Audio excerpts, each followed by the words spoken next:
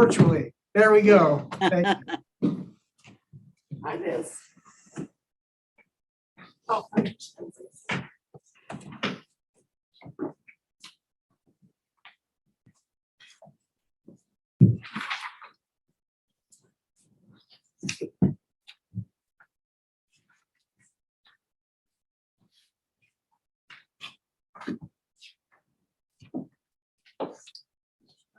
This right up. Yeah, it's a nice job. Be like a dungeon.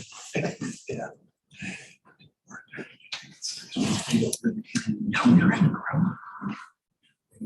Too many hours. You run the basement? Well, it's funny every time. Yeah. Isn't it?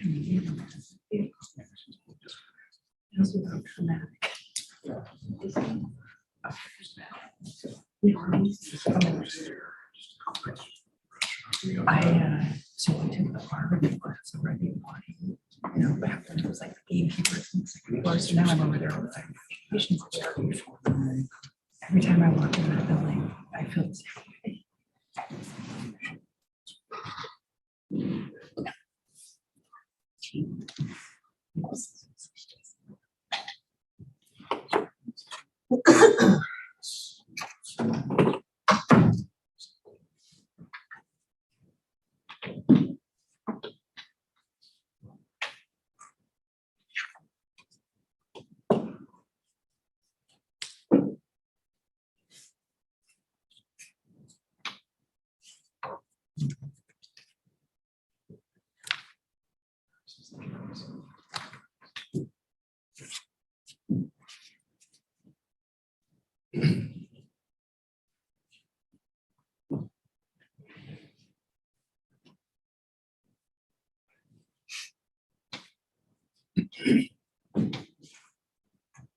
By the clock in the back of the room, it's 9 a.m. On my computer, it's 8:59. We'll go ahead and begin.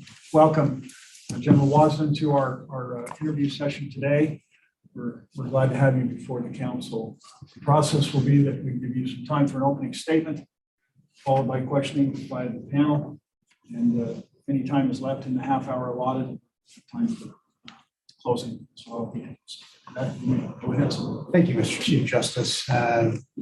I appreciate all of your time. Thank you. Thank you for taking time to interview me. Over the last 20 years, my job interviews have been with 1.7 million people. So this is a much more manageable from that perspective. Short history on me. Graduated from the University of Idaho Law School in 1985. I was originally hired as a Deputy Attorney General in Canyon County. I also went into private practice, which a lot of folks don't know that I was an associate in Hamilton, Clark, and Michelson in Nampa. Had a regular civil practice. Simultaneously, or not exactly simultaneously, but nearly simultaneously, the Owyhee County prosecuting attorney resigned.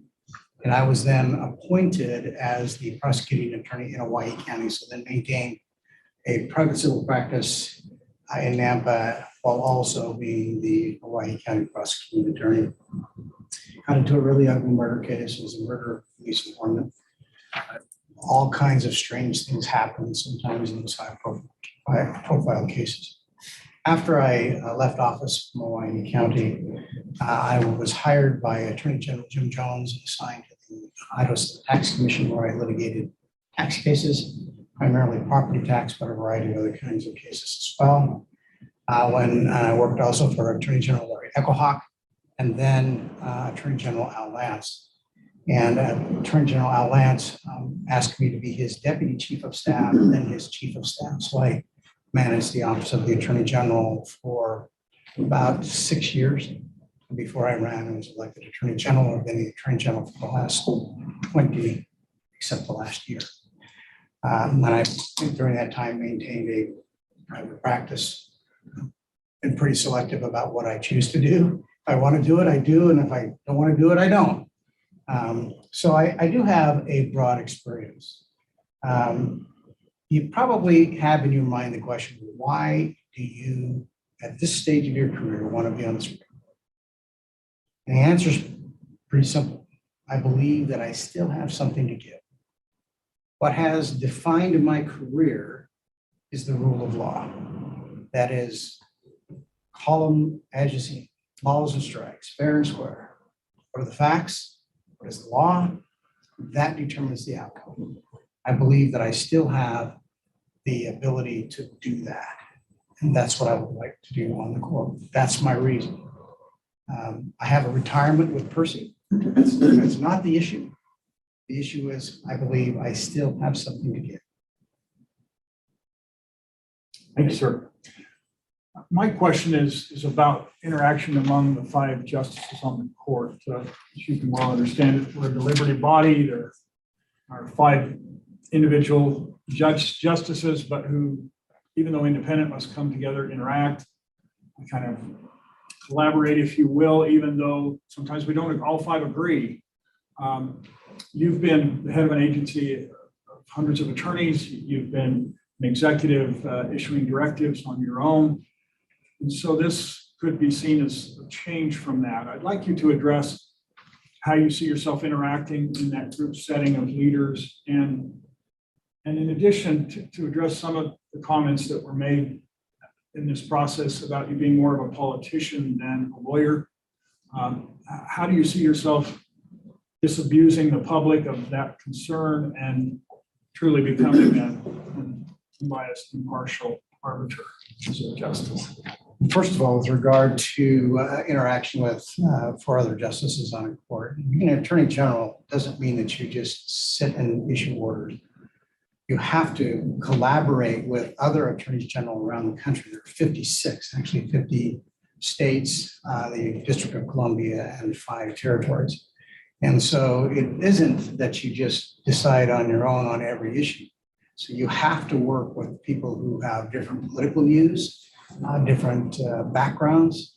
And so you work collectively on a lot of matters that involve matters of national interest. So have I had the experience of working collectively? Absolutely. In fact, last night I was on a telephone call with three previous colleagues, 2 Democrats and 2 Republicans, and we will be making a presentation together next Tuesday on the national tobacco settlement. And so working collectively with people is a natural part of what I have done throughout my career. Regarding he's a politician rather than a lawyer, I would say nonsense. First of all, the one thing that has marked my career is that I have made decisions based upon the facts and the law, whether it was in my political interest or whether it wasn't. Didn't really matter. I had a conversation once with a very highly placed political officer. He and I disagreed on a matter. And at the conclusion of the conversation, he said to me, well, I'm just a better politician than you are. I agreed with him, but I said, I just don't see that as a compliment. That playing politics isn't really what this is about. Rule of law isn't about politics. On one occasion, I made a presentation to a law school on a constitutional issue, and an attorney was very upset with me as we walked out. She said, yeah, I know we're lawyers and we believe in the rule of law and all that stuff. That's a quote. But this just doesn't make you feel good. And the answer is we don't live by the rule of feel good. We live by the rule of law. If we don't like what the law is, there's a process to change it, but it isn't to ignore the law. And it isn't based on politics, what serves my interest personally. I can give you many examples of when I made decisions that were not in my personal interest. INL is one of them. The Mayor Coles, bringing that criminal charge was not in my political interest. Pursuing the University of Idaho Foundation was not in my political interest. The answer is I have dozens of those. Sheriffs that I've prosecuted, prosecutors that I've prosecuted, judges that I've prosecuted. Those aren't based upon making political decisions. It's based upon the rule of law. Streber. Thank you, Mr. Chief Justice. Again, good morning, General. Welcome to the Judicial Council. Since this is your first time before the Judicial Council in your career, I've made it a habit of raising the issue of judicial temperament and demeanor with candidates coming before the council. In this instance, you're applying to be one of the 5 leaders of the Idaho judiciary on the Supreme Court. And so as you contemplate sitting on the court, could you share with us how you would provide leadership to the Idaho judiciary to do everything possible to adhere to the canons, including those involving judicial temperament and demeanor? Yes, certainly. I went back and read the judicial canons. It's the first time I've read them in a number of years because they really haven't applied to me. But I figured I better do that. And recognizing that Judicial Canon 2, Rule 2.8 specifically discusses this and requires order and decorum and to be patient, dignified, and courteous. Those are critical matters. I have seen court proceedings, including in the Idaho Supreme Court, when it was less than order, less than dignified, courteous interaction. The problem with that is that it undermines the credibility of the court. And the public needs to have confidence in what the court does. I've had many occasions as the Attorney General in which I've had discussions with folks that didn't necessarily agree with my point of view. So I've had a lot of experience being patient, explaining, even when people were unkind, aggressive. It's part of who I am, and that has been my interactions. Am I perfect? No, but I don't think anyone in this room is perfect. But I have spent a lot of time and energy. I do not see that as a problem at all for me. I think that decorum is incredibly important in justice. Thank you. Precedent. You would probably agree that establishing precedent is one of the key factors in the responsibilities of the Supreme Court. In my recollection,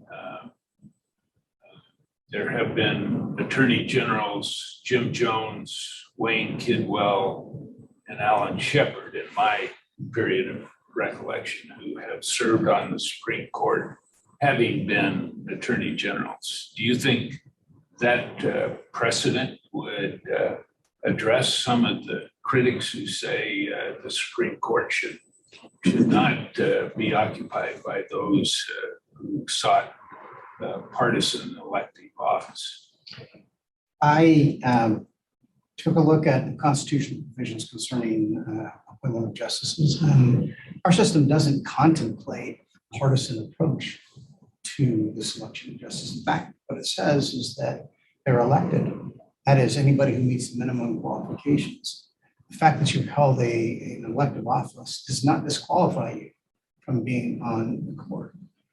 What our system envisions is a variety of people with different backgrounds who come together through the proper process of appointment or election, and to use those experiences as you make those decisions. I don't mean you make a decision based on your experience, but what that does is it broadens the knowledge of the court. You are right, and your recollection is correct, as the previous attorneys general have served on the court. The answer is I bring a unique set of experiences. I have been on the national level, I've been on the international level, I've worked at the local level. I bring all of those things with me as I make a decision. And it isn't a function of politics. In fact, my entire career has said it's not about politics. It's about the rule of law. It's about doing what's right because it is right, not because it feels good. Thank you. Thank you, Mr. Chief Justice. Thank you. Yes, thank you, Mr. Chief Justice. Good morning. General Wasden. Nice to have you here today. How would you approach this new role if you're successful in getting this position? First of all, the thing that I would need to do is it is a switch of perspective, but also recognize that as the Attorney General, one of the things that I did in saying to all of my troops, call balls and strikes fairly and squarely. In fact, I would say to them, I don't want you to worry about politics. Do not make your call based on politics. Make your call based on the law. Let me worry about politics. Because I can defend myself if we make the decision based on law. I cannot defend myself if you've made a decision based on politics.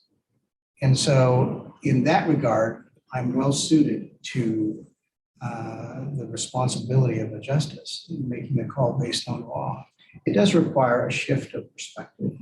Also think about this, as the Attorney General, I often was called upon by the law to render an opinion on a proposed piece of legislation or some other legal matter. I often told people that I had to look into a crystal ball and try and predict what a court would say. That's not an entirely easy activity, but it was to, in that sense, to perform the function of a judge. How are they thinking about it? What do they do? And render an opinion on that basis, not on the basis of what my own personal view may have been. Repeatedly throughout my career, I have rendered legal opinions that may disagree with my own personal view. It's not my personal view that matters. What matters is what is the law. That's how I approach it. Thank you. Chavez? Thank you, Mr. Chief Justice. Good morning, General Wasden. Good morning. Long distance. During your time as the AG, what were the kinds of cases, legislation that came before you that caused you the most heartburn, and why? First of all, I think you're in Lewiston, correct? Yes. Well, as a child, I lived on Airway Avenue. So, and my one claim to fame was in those days, we used to burn the trash. And my mother sent me out with the trash and I put it in the barrel. I lit it on fire. The wind came along, blew the burning trash out into the neighbor's field. And I had the opportunity to sit on the fence post and watch the fire trucks come and put out the fire. So I was thereafter known as Dennis the Menace. So that is my connection to Lewiston. Okay. So your question is, what were the things that gave me the most challenge? The hardest thing I had to do as the Attorney General was to provide the legal advice during 2 executions. Because make no doubt about it, what you are doing is you are participating in the taking of a human life. I performed my role. I followed the law. I did exactly what I was supposed to do. But your question is, what was the hardest thing? What was the most difficult thing? That was it. It is as hard as it comes. But also, again, the rule of law is what governs, and we follow the rule of law. Thank you very much. Thanks, Chief. Thank you. No, I'm sorry, Judge Baskin. Right. General, thank you for your years of public service. One thing that in looking at your application jumped out at me was the writing sample. It was so different than what we normally see. And I think I know that you have attorneys that write the briefs for the Attorney General, and you may review them, but you don't typically write the brief. So I understand why you may not have included that type of writing sample, but the decisions, and no offense meant, but the decisions by the Idaho Supreme Court and the Court of Appeals are longer and longer if you look at historical opinions and more current opinions. So can you address the lack of a legal brief writing sample? Yes, the reason is because I didn't have access to the other matters that I had written since I left office. All right, did you have anything from prior I do have some things prior, but I was not able to locate them. I changed office, and I know I have some stuff, and I went through a whole bunch of boxes, and I could not find a more substantial brief. So I took something of recent vintage, that the purpose of the writing sample was to establish that I could actually read the law, apply the facts, come to a conclusion, which that demonstrates. And it's not very long, but at the same time, I just didn't have access to the other materials simply because of a move in office. And when was the last time that you argued a case? Last time I argued a case, I actually don't remember when that was. I have been in the United States Supreme Court when our cases were being argued, helped prepare those for argument. But I don't remember. Well, actually, I do. I had a case a few weeks ago in which I was in magistrate court making an argument on behalf of a petition for a conservatorship. Thank you very much. Thank you. Ms. Duke is next on my list. Thank you, Mr. Chief Justice. Good morning again. Wonderful to see you, General Weston. Good morning. From your standpoint, you've seen the other applicants that have applied and are being interviewed. What sets you apart from those other candidates in your view that would make you the governor's right pick for this job? That's a great question. I was going to reserve this for my closing, but I will give it to you now. I am honored to be among the candidates for this position and awed and overcome by the qualities that they display. There are two that I think that, and this may seem strange to you, but there are two that I think you need to pay particular attention to. One of them is Leslie Hayes. I have worked with Leslie for many years, and she would be an extremely talented jurist. And I've seen her work up close. And so I am recommending you pay close attention to her. The other is Cynthia Meyer. I don't know her as well, but she has a stellar reputation. From my perspective, I'm honored that I would be among them. What do I bring that's different from that? The answer is I bring a broader array of experience. I have gone through the political process. I have worked closely with the governor. I've worked with the legislature, both in harmony and disharmony. Those are some things that I bring that others don't. I've worked on an international basis, establishing the rule of law in Mexico, Salvador. So I bring a unique set of experiences in depth that others will not have. That's what sets me apart. Mr. Chief Justice, may I ask one more? Yes. In that same vein, take the flip of that. And what do you believe you don't have strength-wise that maybe some of the other candidates do that would fit this position? Judge Baskin raised an issue that is with regard to writing. It's been a while since I've gone in depth. I'm not, but it's like riding a bicycle. I mean, you know how to research, you know how to write. I am currently teaching a course as an adjunct professor at the University of Idaho Law School. That requires that kind of effort. If there's something that is a little weaker on me, that would be it. That would be it. It's not something I did every day, but it's something I do know how to do and have done repeatedly. So I guess that would be one thing that would be a little on the weaker side for me. Thank you, General. Hello, General. So as you've acknowledged during this interview, this is obviously a change of course for you in your career. And as you contemplated applying and making this career change, what reservations did you have to overcome, or reservations do you still have about pursuing this position? What reservations do I have? Public perception, I think, would be the challenge. There is a perception while he was thrown out of office. That's not accurate. The voters didn't throw him out. There was a group of folks in a political party in a primary who didn't want me to continue to serve. But I always said this about that. That is that the day would come when the voters did not want me to serve as the Attorney General, and that would be a bad day. It was a bad day. That's not the day I was worried about. It was the next day. When I got up, I had to look at myself in the mirror and I had to like what I saw. And the answer is I was okay on that day. So public perception is an issue that I think has to be addressed, and one that was that I had to sit down and personally contemplate. And the answer is, I believe I have something to offer. I have something to continue to serve the people of my state, and that's what I'm offering to you. Thank you. Thank you, Mr. Bush. Thank you, Chief. General Wasden.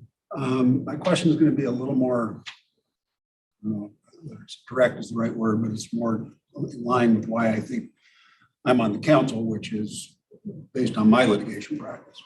And in my career, I've mostly represented plaintiffs. I've represented parties on many, many occasions who have litigation against the state or governmental entities around the state.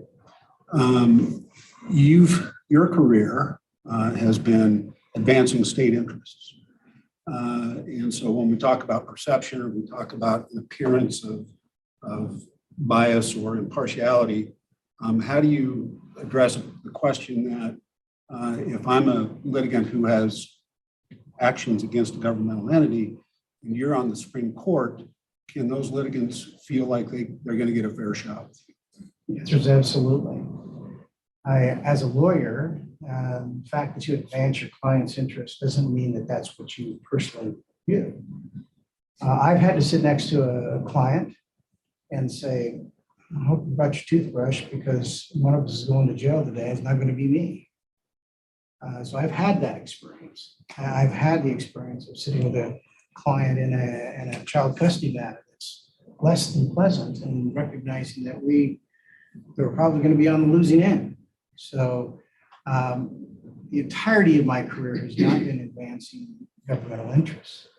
However, also recognize that I've prosecuted sheriffs, policemen, prosecutors, judges.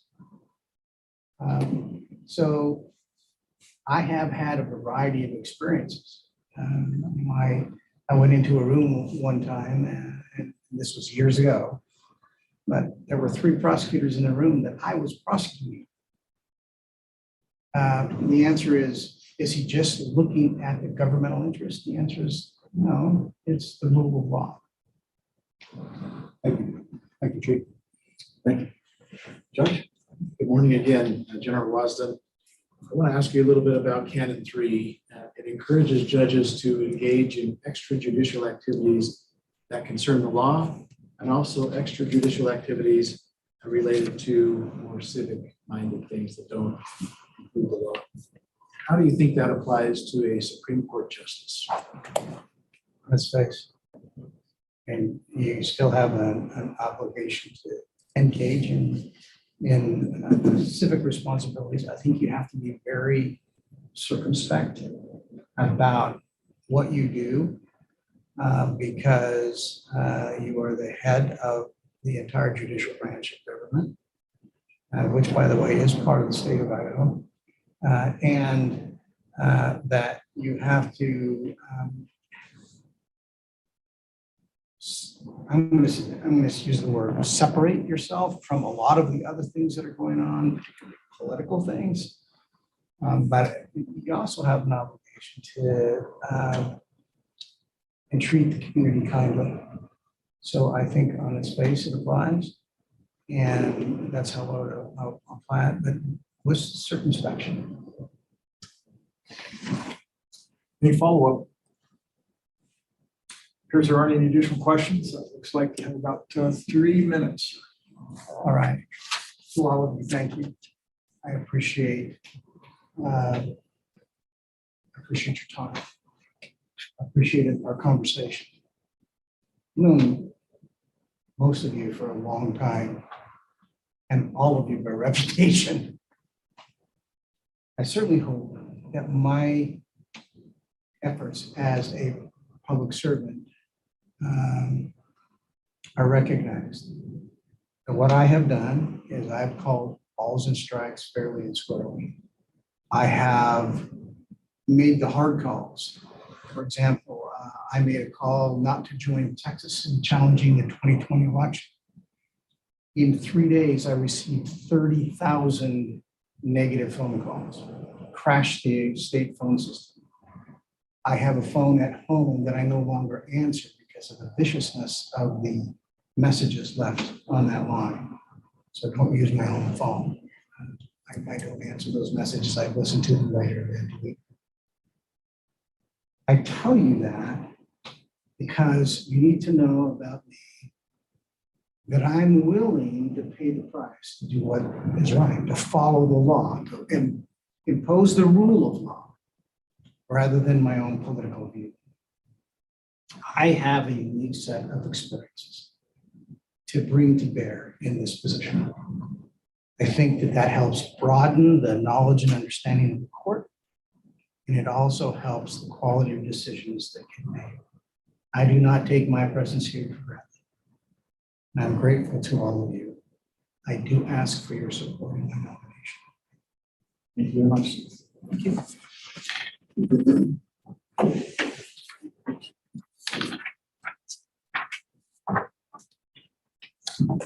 He's here to help you out, but I must be in the hall somewhere else. Thank you, Jeff. We still thank you for his approach yesterday.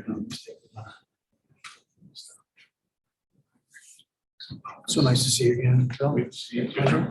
Nice to see you. Thank you, General.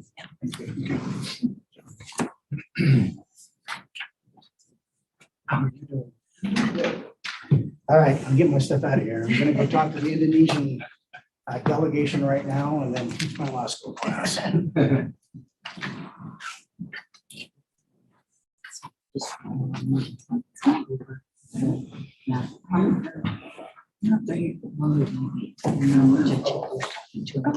Mr. Chavez, thank you. Wait to you as well.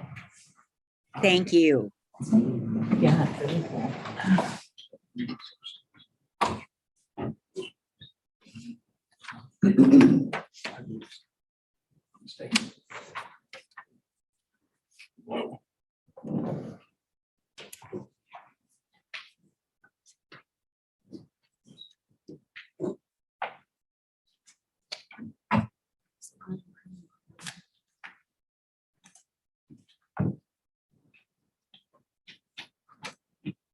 Council, we've had the experience of having Judge Walker before, but it was by Zoom. So welcome here in person. Thank you. Good morning. Glad you're here. Thank you. Thank Since you you for have been having me. through the process, I don't think anything's changed. We have 30 minutes with you. And so we welcome an opening statement, and if there's time at the end, we'll give time for closing statement also. So, Okay. floor is yours. Judge Brody did tell me to keep it short, that there was a problem last time, and he said like 2 minutes, no more than 2 minutes. So some of you, I've had the experience of being before you, and some of you, this is the first time. So I am going to cut it short because he said that was a problem. So I do want to thank everyone for being here today. I think it's just an absolute pleasure to have this opportunity, and the application process really is an opportunity for us lawyers and judges to reevaluate of who we are, where we come from, and what makes us a good candidate to be sitting on the Idaho Supreme Court. I do want to quickly tell you that there are 3 pivotal decisions in my life that I think bring me before you today as an excellent candidate. The first, and I think the best decision, was to marry my husband, Donovan Walker. We'll be married 26 years next week.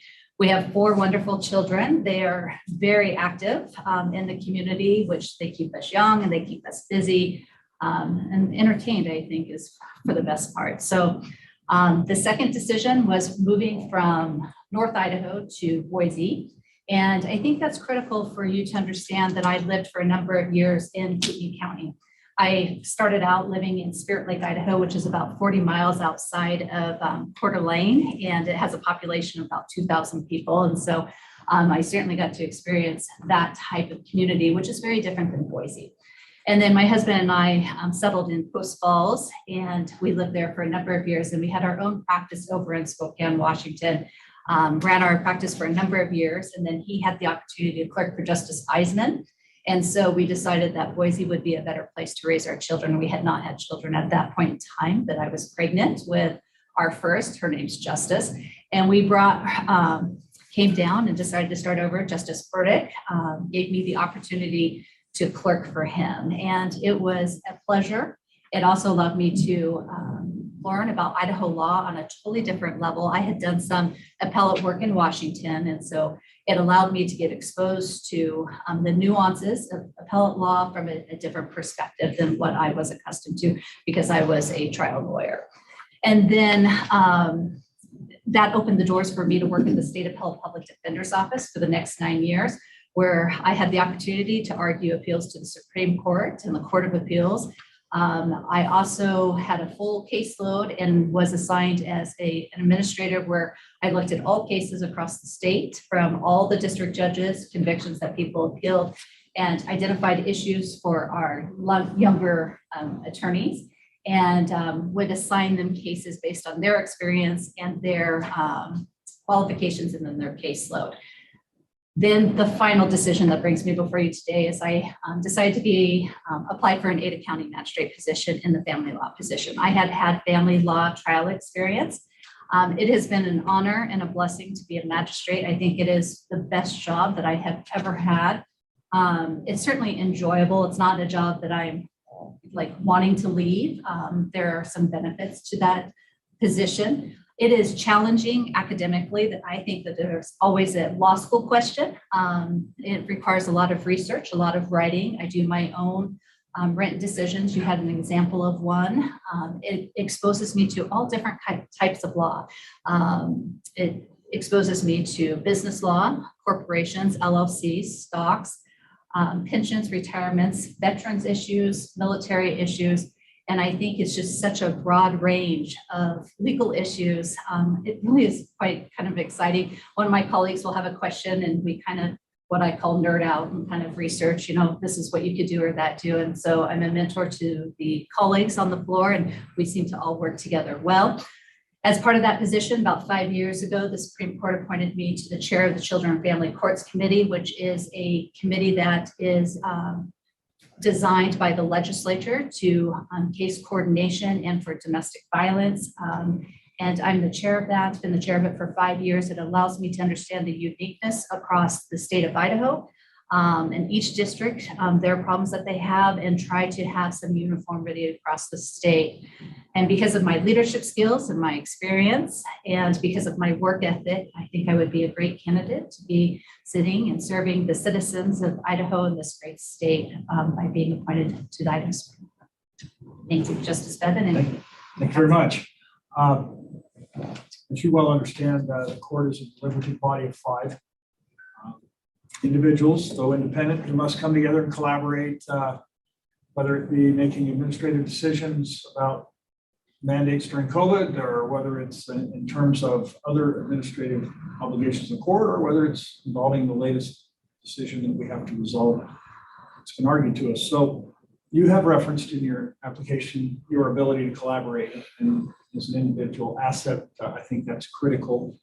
I'd like you to expand on that as how you, as one of 5, would collaborate with and contribute to the work on the court. And I noticed one comment, or maybe only a one-off, and I get that, but they said that you tend to steamroll others' opinions to control rather than collaborate. So could you speak to that person and why they're wrong? Sure. I think there are times that people feel being on a committee and being a chair, you have to be decisive and you have to make decisions. And so sometimes that can be difficult.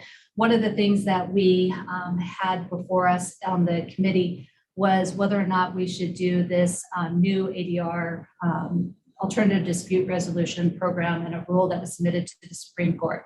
And it's where the trial judge is involved in really negotiations and settlement. and how to help families come together.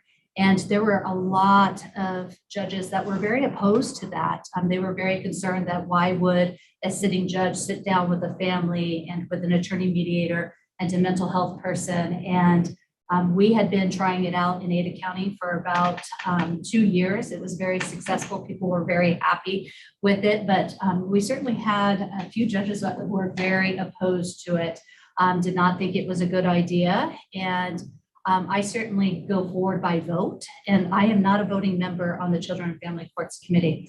And so we make sure we hear everyone out. And I do that in my courtroom. I go through great lengths to make sure I hear each side, give them great opportunity to tell me what they want me to know. And then at some point, we have to make a decision. And wherever it lands on a committee, if it's either for or against, that will be the controlling issue.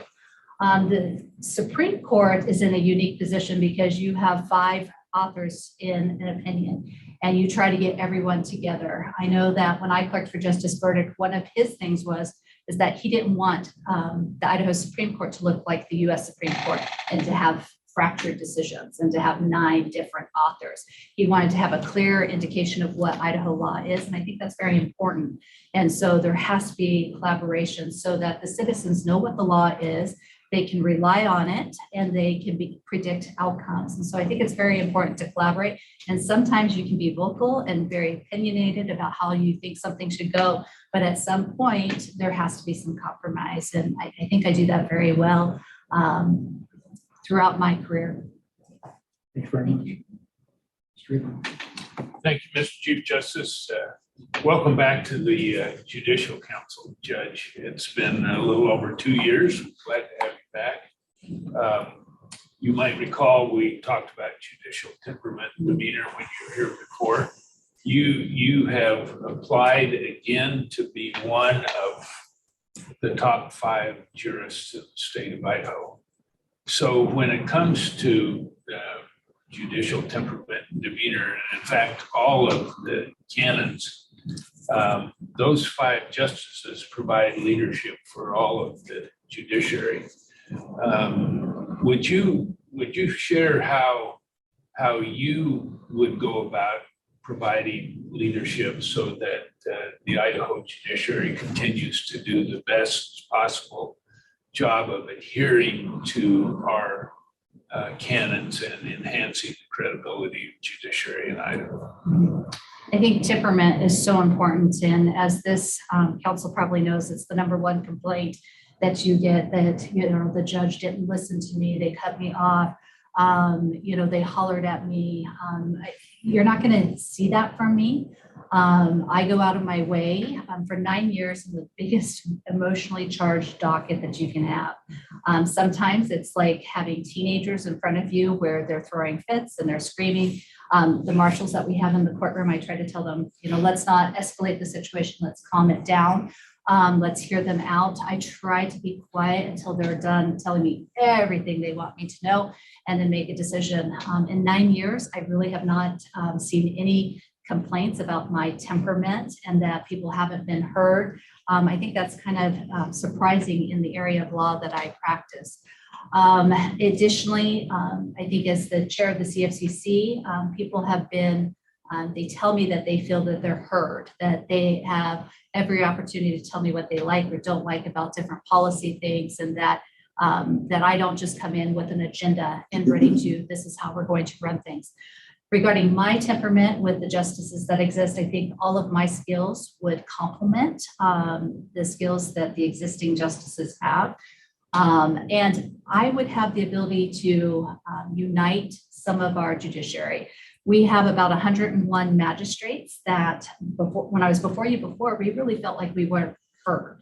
And what has changed in the last couple of years is Chief Justice Bevan has had, I think, more of an open dialogue with the magistrates and has really talked to them and has heard their concerns, has invited them to admin conference. And so each district feels a little more heard than what they did before. And so I think that's important to have some transparency to let people know what you're doing and why you're doing it. And if people feel that, that's a bad direction, to hear them out. And I need to hear them out and kind of think about it. And then I may sometimes come back full circle and want to follow up with questions with that. So I think I would really have a good ability to bring the court together and to connect with people. Thank you, Judge. Appreciate your answers and excellent application and written product that you provided us. Thank you. Thank you, Mr. Chief Justice. Simpson? Thank you, Mr. Chief Justice. Good morning, Judge Walker. Nice to have you here with us today. Thank you. What do you think would be your greatest challenge if you're successful in getting this position? I've thought about this a lot because I think the ability to research and write, I am not intimidated by that process. I think it's fascinating. I think it would be fun to spend some time doing that and to help the citizens of Idaho with the case law. The biggest trouble I'm going to have is parking. And I know this sounds a little funny, but in Ada County, we have a basement where I get to park and I feel very safe. I feel very secure. Some of the judges across the state actually have to walk across open parking lots with the jury and with, the defendants and the attorneys and the prosecutors. And then I'm also protected by not having snow on my car when I come out in the winter. And so that when I think about the biggest challenge, I really think that's going to be something that I'll just have to get used to. Thank you. Thank you. Ms. Chavez? Thank you, Mr. Chief Justice. Good morning, Judge. How are you? I'm great. Thank you. Okay. Expanding on some of your opening comments about the family appellate work that you do, what particularly do you think that brings to the bench?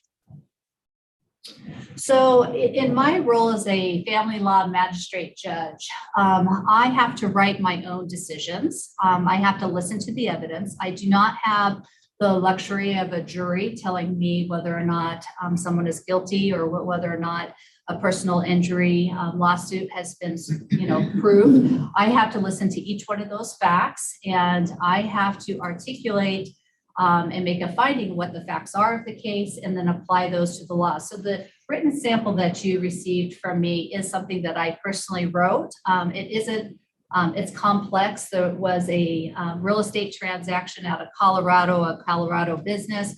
And it's something that you really have to do a deep dive in. And at the State Appellate Public Defender's Office, that's the other thing is I wrote briefs for the Idaho Supreme Court and the Court of Appeals.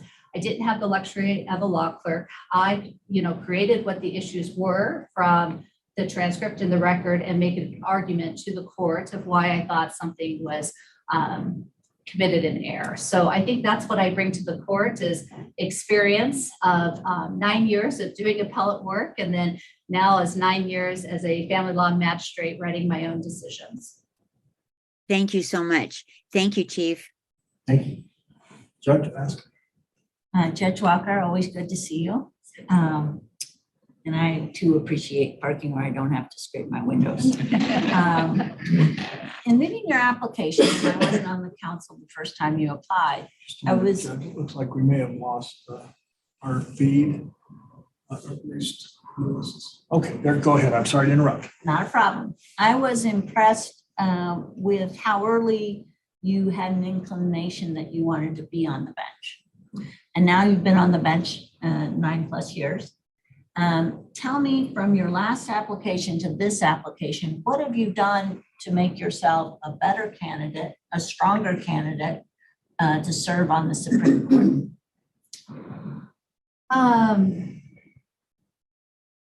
That's an interesting question because in 2020, we had COVID and I appeared before the council through Zoom. And so I believe I've been a leader of how to bring us out of Zoom, especially in the family law arena, how to keep cases moving forward. I think I had a record number of days during 2020 of having trials. I had 57 days of trial.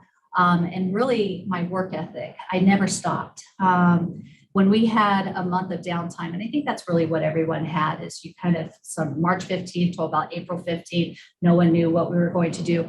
I devoted my time to the family law rules. We were in the middle of a redraft of trying to make the family law rules using modern English as opposed to if the civil rules had done that, and we wanted to kind of copy them. And so instead of just enjoying the time off, just kind of buckled down, kept moving forward, getting projects done that needed to be completed, and just never stopped being who I am. I did take the time to look at my survey results from last time to this time to see where I have changed. Have I improved? Have I decreased? Because 2 more years of an emotionally charged docket, I would think, oh gosh, has my temperament been a problem? Have I decreased in this area? And they've pretty much gone up in every single category. So I think that proves, at least to me, that I have continued doing what I do best. A good work ethic, be a good leader, get the work done that has to be done, and move forward.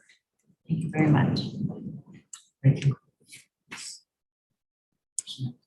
Ms. Dukes next. Thank you, Chief. Good morning. It's very nice to meet you face to face here. Yes. I'm a civil practitioner, and so I live in the land of the district judges and then the appellate court. I don't have the opportunity to be in magistrate court very often. So tell me how you would,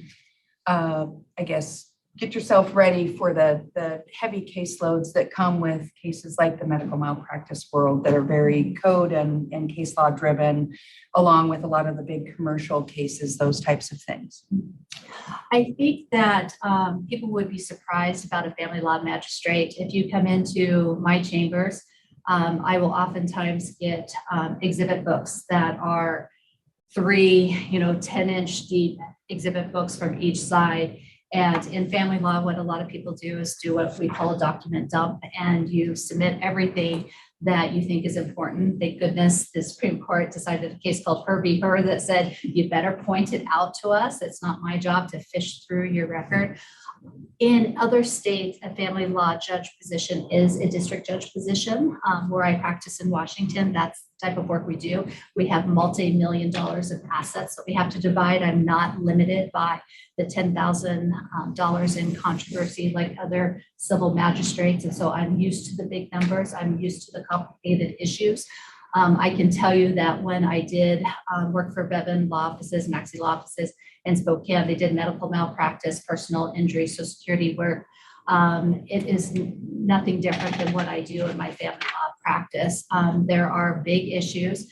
It does require a lot of research and applying the law as it exists. There's 2 cases that have been appealed on to the Supreme Court that are that stand out in my mind. One was Doe v. Doe. The other one was Gatsby v. Gatsby. That required a national research, of how we were dealing with that particular issue to present the best decision that I could to the appellate court. I sometimes write to 2 authors. I write to the people, the parties before me. I want them to know I've heard them. So sometimes I'm pretty fact heavy in my decisions. But I am also writing to the appellate court in these bigger decisions because I know they have issues of first impression that we haven't seen in the state of Idaho. And so I am trying to be very careful of these are the standards. This is how you apply the law. This is what our sister states say, which sometimes can be important, or this is what it's the national movement. So I think you would be surprised that a family law magistrate is a lot like a district court judge. Thank you so much for that. And also I do want to compliment you on the survey results that you received because you are in a highly charged area and it's quite impressive what we heard back from the community. So thank you. Thank you.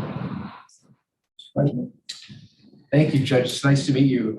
As the one of the newest public member of the council, I wanted to compliment you on the clarity of your answers on your application. I really appreciate and enjoyed your writing style because of its directness and how well it explained and it made sure that even someone like me couldn't miss the point. So I thought you did a great job on that.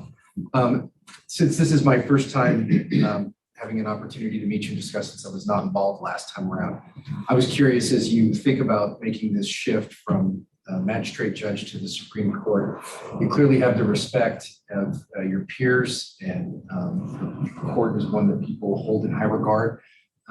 What reservations do you have about leaving that position and moving to the Supreme Court other than parking?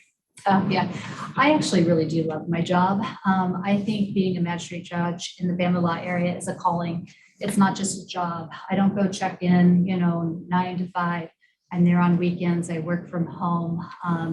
I really think my personality style continues no matter where I'm at. And so leading my colleagues, that I have great colleagues that I work with on a daily basis.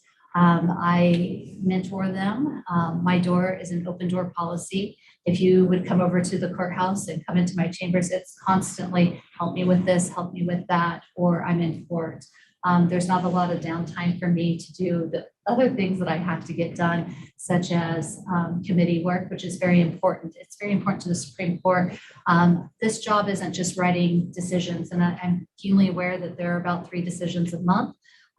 There's a few months that you focus on other things throughout the year, but it is a heavy lift with the administrative work.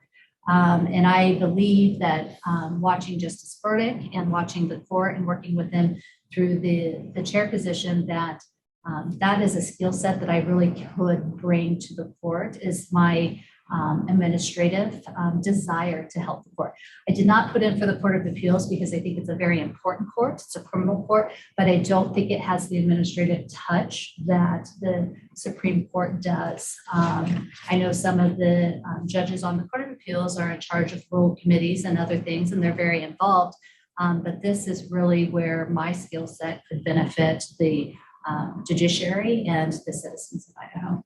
Chief Judge, can I ask? Absolutely, sure. Can you delve a little deeper in that for me, specifically related to the administration that is appealing to you for this position? What is it the court's role with other courts in general throughout the state, or what is it specifically? Sure. As the chair of the Children and Family Courts Committee, when I was first charged with the task, one of the things that we needed to do is we wanted uniformity across the state for citizens of Idaho. So if you were filing for a divorce in Kootenai County, it should look the same as if you're filing for a divorce in Ada County. And that simply wasn't the case.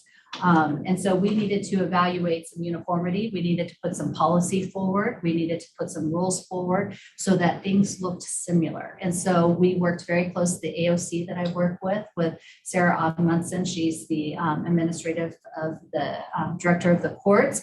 And oftentimes I'll have conversations with her. And then I work with Jonna Lagerstrom, who her title has changed recently, but she is in charge of the family part of it under juvenile justice, to have interaction with them, because part of the COCC is the domestic violence courts, and we wanted to present to the Supreme Court policies of how domestic violence courts should be similar and the same, and the goal, but understanding there's some uniqueness across the state. So just what we can do in Ada County is not what we can do in Shoshone County or in Vaudeville. And so understanding all of those differences, but working with the administrative of courts of how that we can hear each other out, make sure that there's some uniqueness across the state, but also that some things are similar. One of the things that jumps out at me, we had this class called Focus on Children, and everyone that was going through a family law case that had children had to take. In one county, it was $20, in one county, it was $50, in one county, it was $90. In one county, it was a 3-hour class. In one county, it was a 1-hour class. In one county, it was a 3-day class. Those are things that we can have some similarity on. And those are the things that the Supreme Court directs policy. And they say, this is how we're going to handle those things. And that as a committee chairman, that we bring forward to the court to say, this is how we need to move forward with this. And so working with the AOC is very important. Thank you. Thank you, Chief. Good morning, Judge. Good morning. I'll echo the council's comments in terms of the quality of the application. I actually had a list of 2 or 3 different questions that I might ask you. I think they've all been answered. I don't have anything further. Thanks. Thank you. Thank you, Judge Phil. Just quickly, good morning, Judge Walker. Thank you for your excellent work on the CFCC. It's a big job, and I appreciate the efforts that you made to bring some consistency across the state. My question relates to extrajudicial activities. Canon 3 encourages judges to be engaged in extrajudicial activities that concern the law, and also other non-law related civic activities. How would you put that into practice as a justice? So how I'm doing it now, and will continue to do it, is I have 4 kids that are so involved in so many different activities. speech and debate at Bishop Kelly. I had my oldest daughter through that, and so I volunteered to be a judge throughout different competitions. It's an all-day event. You're there from morning to night. I've seen Justice Brody at the events. She has a son that attends, and I've talked to her several times about these kids are so smart and so intelligent. And, you know, they're listening to NPR and they're making all of these great arguments. And so that's a great avenue, and that I would hope to be continue to be involved. I do have 4 kids that are very active in sports, basketball, football, cross country, and I try to go to as many of those as I can. You'll see me at the cross country field, but I'm not a fast runner, but I can run to the, you know, mile 1 and run out to mile 2 and, you know, cheer on all the kids and root them all on. Cross country is a great sport because even that last kid, you're just rooting for them to make it across that line and make it the best, you know, possible. So I think it's so important for us to be who we are and to be out in the community. I wish I had more time. I have 3 in high school right now and 1 in college. And so time is a luxury. I do spend it mostly on my children's activities and events. I wish there was more time to do more. I know that there's a 4-H event that I would so much like to do, but it always clashes on President's Day weekend, and it clashes with basketball because that's a big tournament weekend. And so I haven't been able to do that. I'm hoping that once these kids get out of those sports, that I'll be able to even attend more of those type of things. So certainly the agriculture is one of the things that I would like to be more involved in. So one of these days. Thank you, Judge. Any follow-up? Looks like we have 2 minutes if you'd like to finish up. I would just appreciate this council forwarding my name to the governor. It's been a pleasure to be here before you today. I think this is a great opportunity for all people to put in an application to review who they are, how they are doing as a judge, and to explore how we can better serve the citizens of Idaho in this great state. So thank you. Thank you. Thank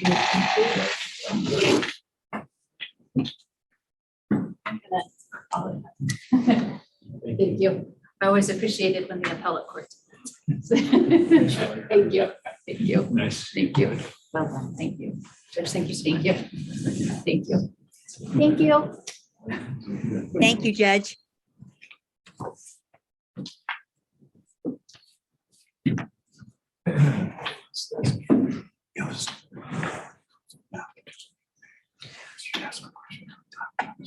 I don't know, I'll try not to this time. I'll do something different.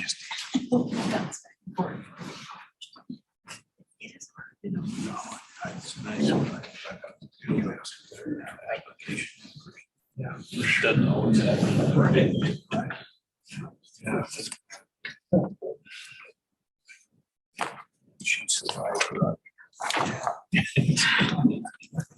Members of the council, this is Kimberly Smith.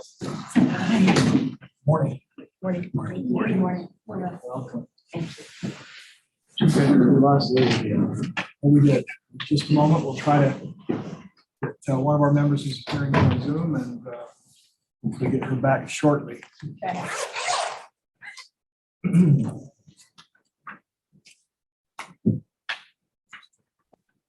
This will cut into your 3 minutes. I was not concerned, thank you. Just gonna do our break.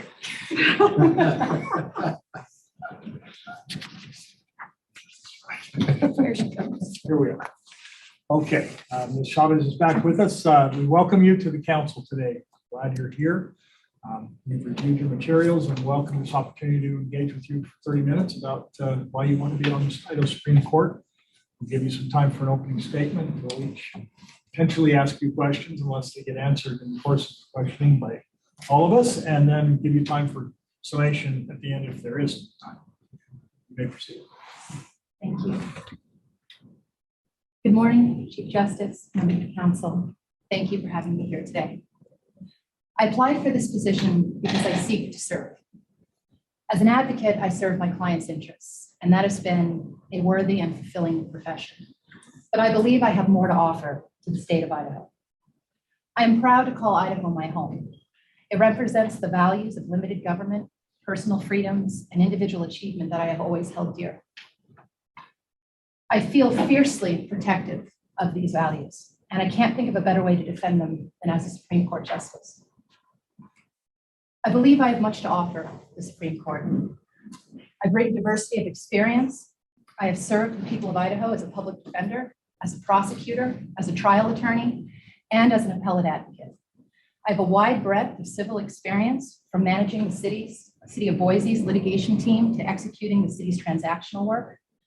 I've negotiated countless settlements, contracts, and interagency agreements with entities all over the state. And my work has spanned across specialties, from criminal to labor to environmental to torts. There are few areas of law that I have not touched in some way throughout my career. Second, I possess well-honed leadership skills. I've managed a team of attorneys and staff for the past 5 years. Many, and I'll even say most, of the attorneys I manage are significantly older and have more experience than I do. And it took patience, perseverance, and mutual respect to gain their loyalty. And I've also demonstrated an ability to build consensus and maintain collegiality in a hostile and politically charged environment. In my years of work as general counsel for the Boise Police Department, I've gained the trust and respect of leadership, labor unions, line officers, and professional staff. I worked hard to achieve a reputation as someone who can be trusted, someone who maintains confidences, and someone who could give accurate guidance under pressure and with limited time. Finally, I possess the courage and moral fortitude required to protect the integrity of the judicial system. If selected, I will respect the limited role of the judiciary. I will vigilantly exercise judicial restraint. I will faithfully apply precedent, and I will commit my administrative skills to ensuring access to justice for all Idahoans. Thank you very much.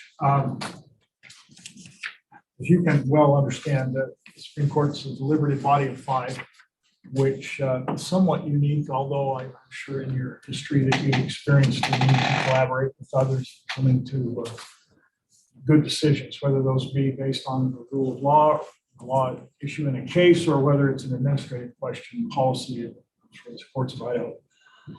Could you elaborate or explain to us how you bring a mindset of collaboration to where you'll be one of 5, and how you would work and engage with those of your peers on the Supreme Court? Certainly.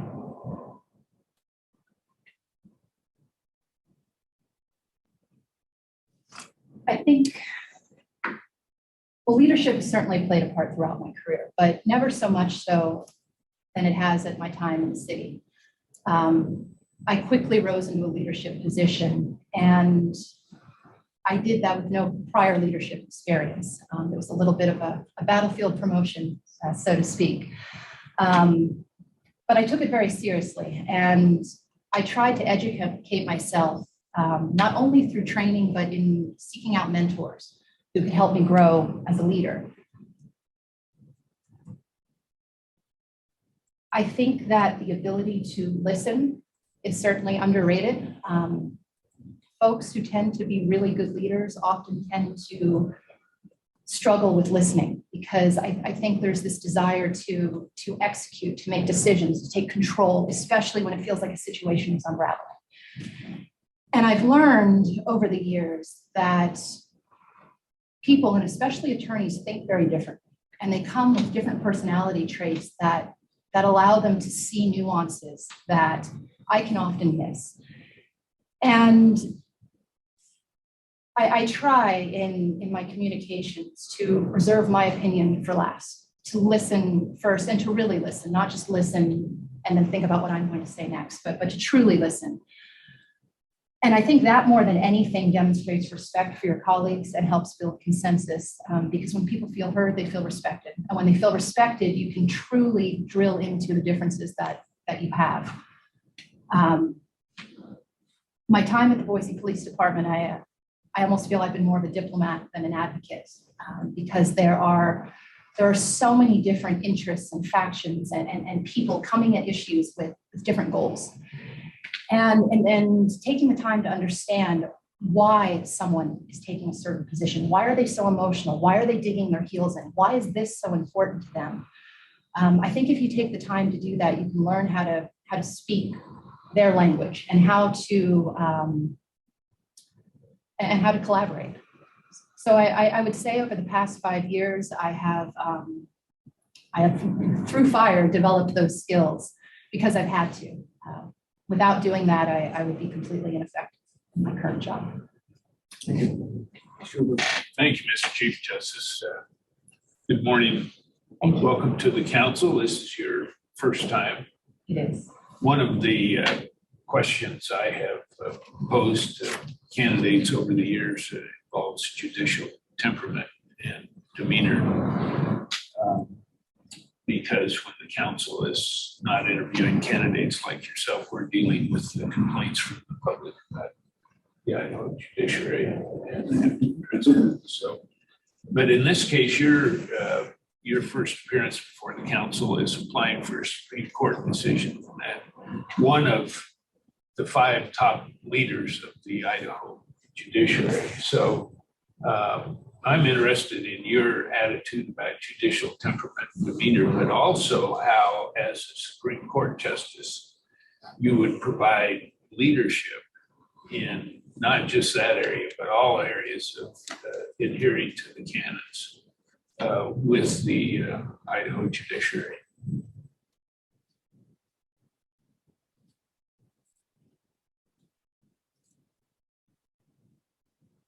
So I think some of what I said in response to the Chief Justice's question feeds into temperament, the respect, the ability to listen. I'm certainly familiar with the judicial canons. Impartiality, integrity are things that this council would expect from a judicial applicant to any level of the courts. And so I'll begin there with the ability to be impartial. Every person brings their own personal experiences and their own biases to a job. And pretending that you don't have them is not effective. It's what you do with them and how you control them. And one thing that I think sets me apart is the diversity of my experience. I remember when I went from being a prosecutor to a public defender. My prosecutor colleagues, how can you do that job? How can you defend murderers and rapists and baby killers? I said, well, because it's a process. And if I don't zealously defend them, then your side of the process doesn't work.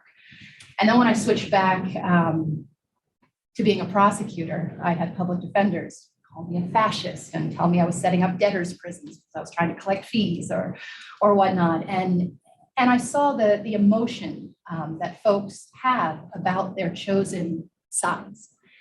And where I felt like I was different is that I could advocate as passionately on one side as I could on the other. And that's because my emotional connection is not to a side, it's to the system.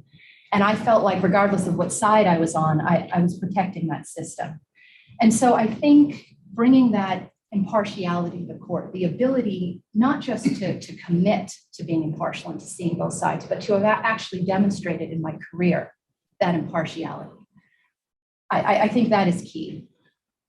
As far as temperament,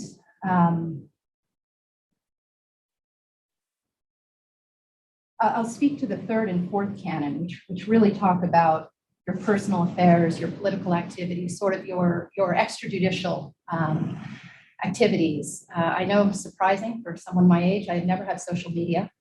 I do not post anything online. I'm probably more 80 years old in my head. I enjoy drinking tea and reading books and walking. I'm not an activist. And I think that when you're looking for the type of person who isn't going to embarrass the court, and I don't mean intentionally embarrassed by doing something silly like getting drunk. I mean more embarrassed by exercising maybe their true political beliefs. They call into question the impartiality of the court. And I think that's the thing to guard against. I would hope that anyone who would take the seat of a Supreme Court justice can manage their personal affairs in most basic ways. But I believe I bring a unique impartiality. And that's something that I'm proud of. And my attorney friends who feel very passionately about their work, they sometimes find that frustrating. They feel like, why are you always so calculated, so measured? And it's because that's the way my brain works. I I try to see the logical path through an emotional situation. And back to the Chief Justice question, I think that's how I've built consensus, because people trust that they're getting information based on logic and reason and not emotion. Thank you. Thank you, Mr. Chief Thank Justice. you. Ms. Simpson? Yes, thank you, Mr. Chief Justice. If you are successful in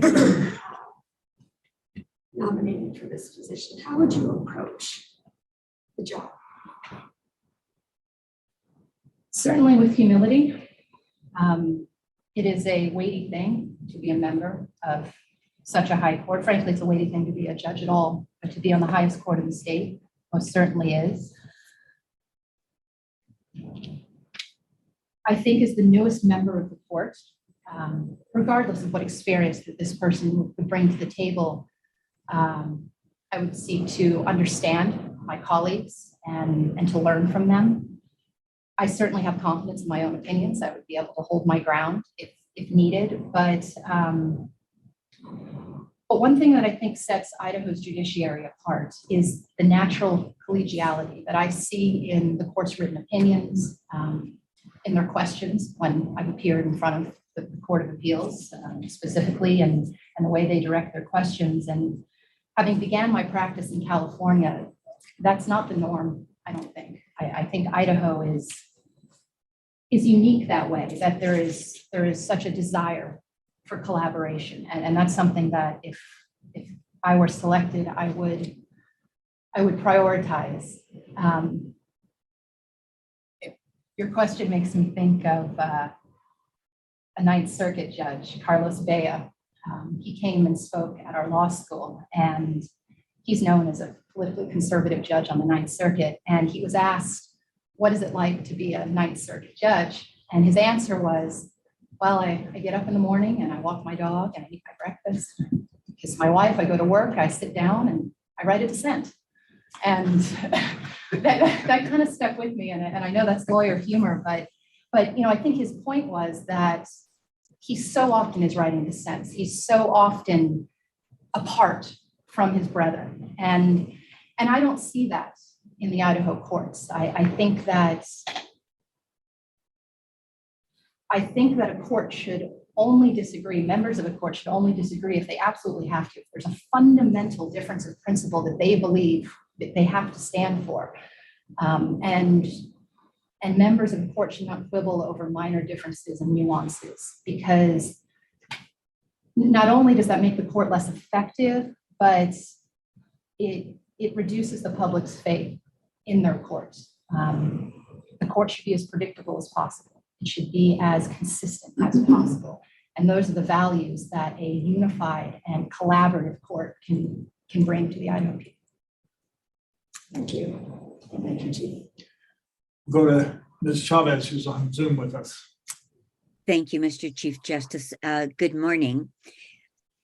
You are attempting a pretty steep learning curve here, something like drinking out of a fire hose. How do you generally go about learning new material? Well, as I said, I am a voracious reader. I absorb information best through reading. So when I don't understand an issue, I begin at the beginning, and sometimes that's as simple as beginning with Google to find that first thread.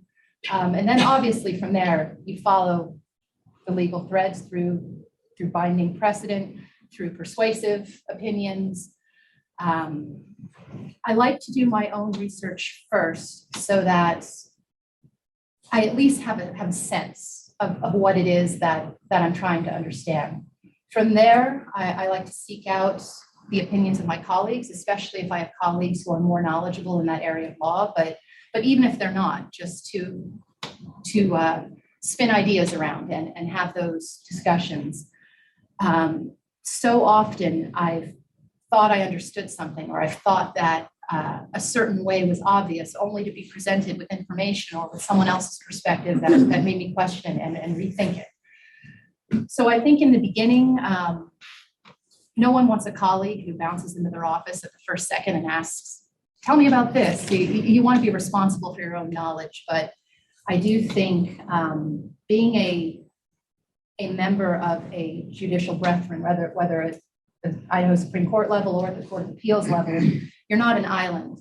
It really is a team, and maybe not in the strict sense, is that in that each judge forms their own opinion, but we are meant to collaborate. And so I would rely on my colleagues. Should I be selected, I would of course rely on my staff attorneys. The Supreme Court attracts some of the best minds out of our schools, and I would certainly rely on their opinion. And then sometimes I find that asking people who are not lawyers what their thoughts are can be very interesting, because it's hard to unknow what you know, and it's hard not to think like a lawyer once you have been trained for so many years to do so. And so I do think hearing the opinions of people who are not trained in that way can also open up new avenues of knowledge that you wouldn't otherwise find. Thank you so much. Thanks. Thank you. Judge Baskin. Ms. Smith, thank you very much for your application. I had a couple concerns or questions relating to some of your answers this morning. You talked about wanting to try and figure out why someone was so emotional or someone was reacting a certain way to an issue. You talked about doing Google research. You talked about asking others, but that's what you don't get to do as an appellate judge. You get to review a record. The trial court weighs the credibility of the witnesses, and then you don't get to ask others about cases. So can you tell me how, even though that may be in your present job, understanding and interviewing people and trying to understand, how would you be an appellate justice and not do that? Certainly. I'd like to begin by clarifying a few points. I took Ms. Chavez's question to mean, how do you begin to understand something you know nothing about? Absolutely nothing. And then that was where, and perhaps it was a bit too flippant that I referred to Google. Sometimes law review articles are an excellent place to start, and I often find those through Google, and that's what I meant. I certainly don't believe Google is the authority on anything as far as valid legal research. However, it does often provide a starting point. And when I spoke about asking others, in my current position, I can certainly talk to people outside of the judiciary. As an appellate judge, I would rely on my judicial colleagues and my staff attorneys. Those would be the only people I could talk about, about the case with.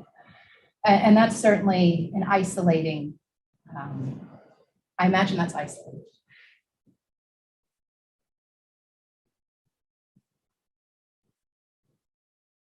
If I've been criticized for anything in my career, it may be that I can be too confident in my own decisions and my own opinions and my own research. And so I don't think that's where my failing is. I can work alone, and I work alone well.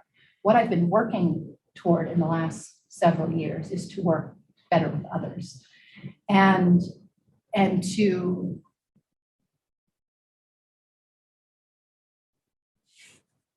tap into other perspectives. And so that is what I meant.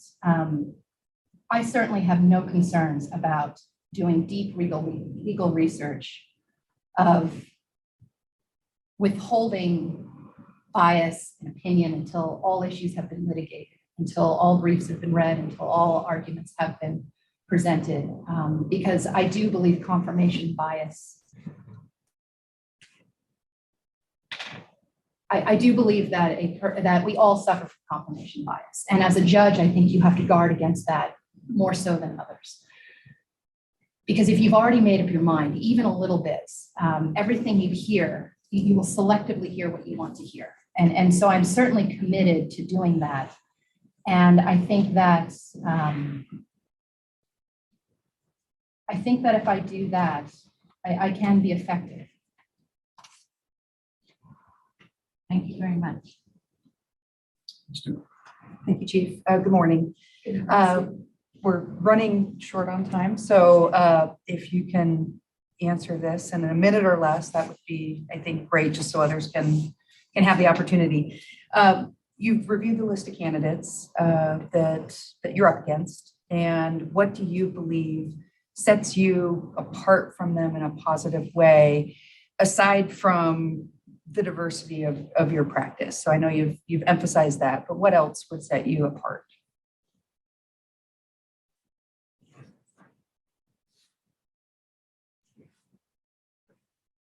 Without knowing the beliefs or experiences of every one of those candidates, I can't say for certain that what I bring to the table is necessarily different than theirs. But what I believe that I do have that's valuable is my judicial philosophy. I approach even practical matters in a philosophical way.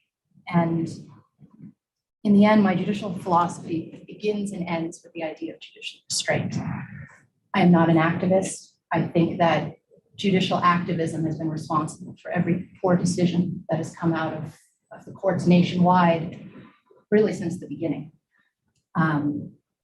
What I have is the ability to stay in my lane, to make decisions within the boundaries that have been set by our system. When I said at the beginning that I want to serve, I really do mean it. I am not looking to make my mark on the world or to be remembered till the end of time. I am just looking to do a job and to do it well.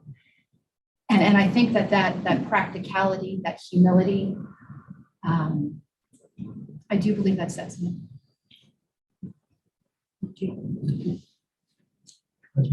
In the interest of time, I'm going to pass. I'm going to let the other two ask their questions. Thank you. Mr. Bush. Good morning. Good morning. Thank you, Chief. What do you mean when you use the word judicial activism? I mean, when a judge substitutes the law for their own personal, usually political beliefs. Judges are not policymakers. And I think that too often judicial decisions are focused on the quote right outcome as opposed to the right process. Sometimes the right process leads to, I don't want to say bad outcomes because bad implies not correct, and I believe they're correct, but outcomes that may be distasteful. And I think that without a firm moral compass, without a commitment to that judicial restraint, it can be so easy to fall into a policy-making role. And I think that's something to be guarded against. And I'm not sure, I don't think people who do that, judges who do that necessarily know they're doing it. I don't think they wake up one day and say, I'm going to be a judicial activist today. I think that it stems from good intentions often, and it stems from a desire to make the world a better place. And I think that is why it's so pernicious and why it's so easy to cross that line. Thank you. Thank you, Chief. Thank you. Good morning. Good morning. As you know, we sent out the candidate qualification survey and got some results back from that. And you had a relatively low number of people that responded to the question, do you consider this candidate qualified for this position? Yes or no. But out of those that did respond, 50% said no. So I want to give you a chance to tell the council why those people were wrong. Well, without knowing why they said that, it's difficult to know what their opinion is. I would imagine that if someone looked at my application, they would focus primarily on the fact that I have 13 years of legal experience, which compared to other people on the list is not a lot. However, I don't believe it is the years of experience or what you've done with them that matters and how you've carried yourself. And so I can't say that they're wrong. What I can say is I believe that I'm qualified for this position. And I believe that I bring not only the diversity of experience, but the emotional temperament to be good at the job. And I think that it may be as simple as the folks believe that someone else is more qualified and therefore everyone else is not. And that is their opinion. And I certainly respect our bar. Given the very controversial issues I've handled in reading the responses to those questionnaires, I was actually pleased by how collegial people were, even in their criticisms. And that was, I think that reflected so well on our bar. Thank you. Follow-up? It looks like you've got about 3 minutes, so we'd love to hear your summation.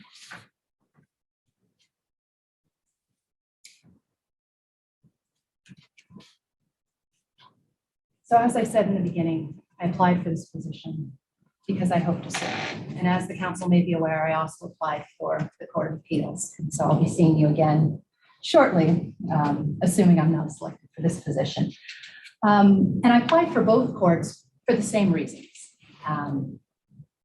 They're certainly different positions, and I may have an opportunity to expand on that at a later time, but the motivation was the same. And that is that I want to spend my career in a worthy cause. I want to help this state develop its jurisprudence. I began my career in a place where there was a lot of case law. There was a case law for almost every fact pattern. And in coming here, it was both concerning, but then also inspiring to have such an open framework.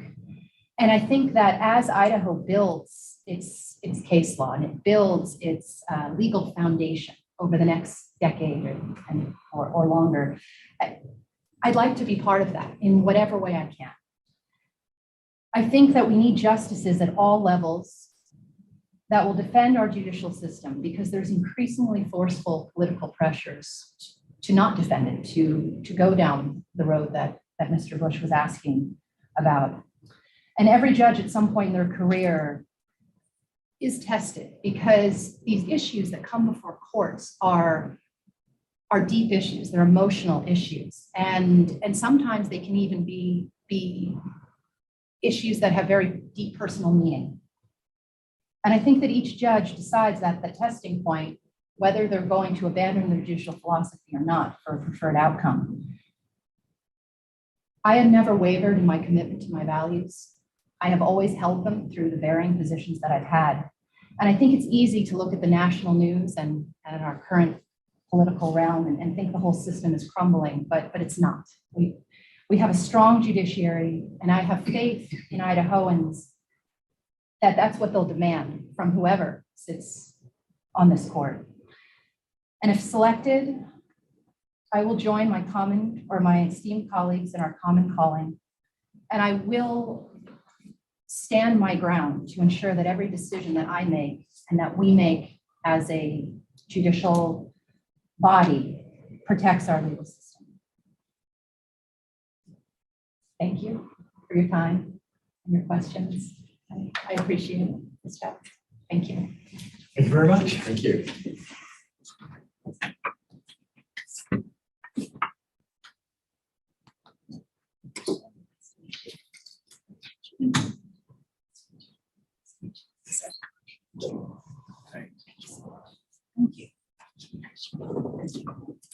Ms. Chavez.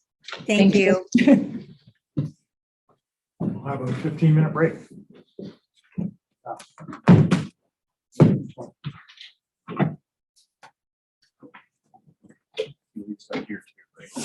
Yeah. Trapped by the giant And I'm gonna chairs. just push my chair back. Yeah. There you go, John. I give you a pat.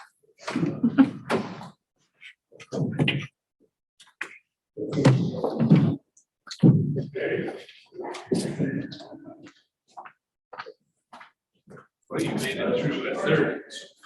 Third of them. Hey. Yeah. And your lunch is always good. Please.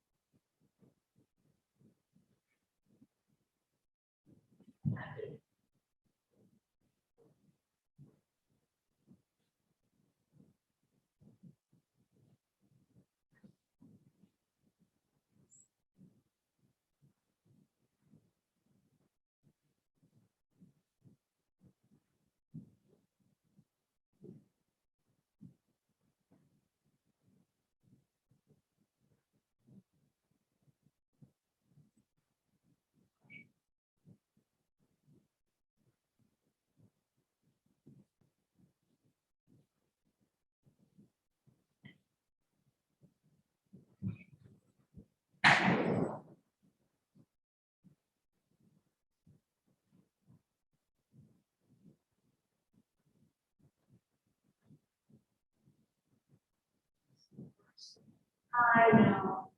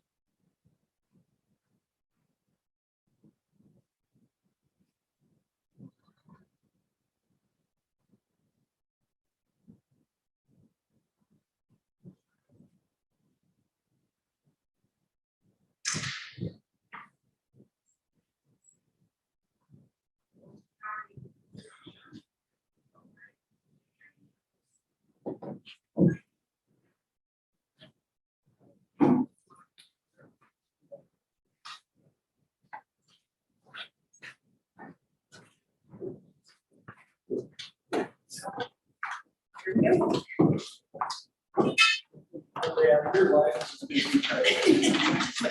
as hard as yours. I've got an oral conference tomorrow on 30 Do you? cases, Oh so my you know, gosh. nothing to worry about. Yeah, I was gonna say, you have nothing.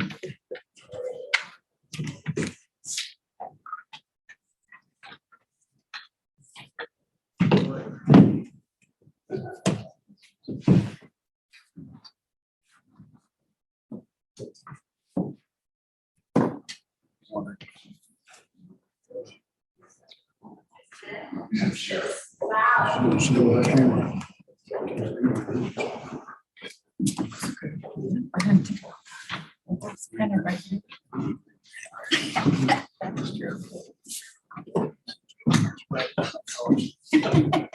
Well, she's never been. You okay to go ahead, Liz? Yes, Chuck, we'd invite you Good morning. on up and we'll get started. Good morning. Judge, how are you? Good morning. It's so nice to see you again. Been a while, Judge. It has been a Good to see while. you. It's good to see you. Good to Judge, see you. it's nice to see you as always. Nice to see you. Good to see you. Judge. Mr. Bush, nice to see Thank you. you. And Ms. Chavez, it's always nice to see you. you too. Thank you. Well, you may remember kind of how this goes, but we'd love to have an opening statement if you wish to give us one. We'll then try to fit in questioning within our 30-minute window and give time for summation. Very good, thank you. Well, I am so happy to be here, very pleased to be here. A couple of years ago, I made the decision not to apply for Justice Verdict's position.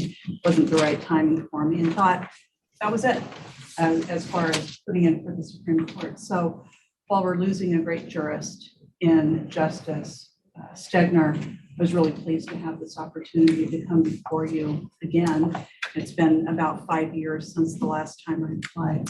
And I really appreciate your service. You have a very important job. I hope this is the fun part. I know serving on the Magistrate Commission has been very enjoyable, but I know some of your work is not so fun. And nevertheless, we appreciate it. It's really important that we uphold the integrity of the judiciary, and I thank you for that. I don't want to go on too long as far as an opening statement goes. I do believe very much in the rule of law, in moral integrity of judges. I'm not saying anything that is very surprising, I don't think. Demeanor is hugely important. And these are things that judges need to be thinking about all the time, and justices. All of these things are important. All of these things I believe I have embodied in my judicial career. Certainly I have endeavored to. And with that, I will stand for questions.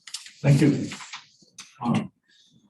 My question kind of centers around the nature of the work we do on the court, whether administrative or legal, in terms of our ability to act collaboratively to a degree. I get that we're all independent and that we have our own thoughts and sometimes we disagree, but I'd like to hear your thoughts on what you bring or would bring to the group in terms of willing to step up and take assignments on committees as chairs, willingness to be part of the team, if you will, and to collaborate to the degree that we need to, where we're making decisions as a body as opposed to.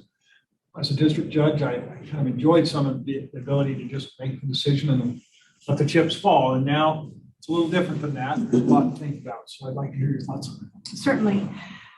If I didn't believe I could do that, I wouldn't be sitting here today. I also have enjoyed as a district judge being able to make decisions. But I've always also loved working with people, with very bright people. I've had the honor of working in some very good law firms over the course of my career.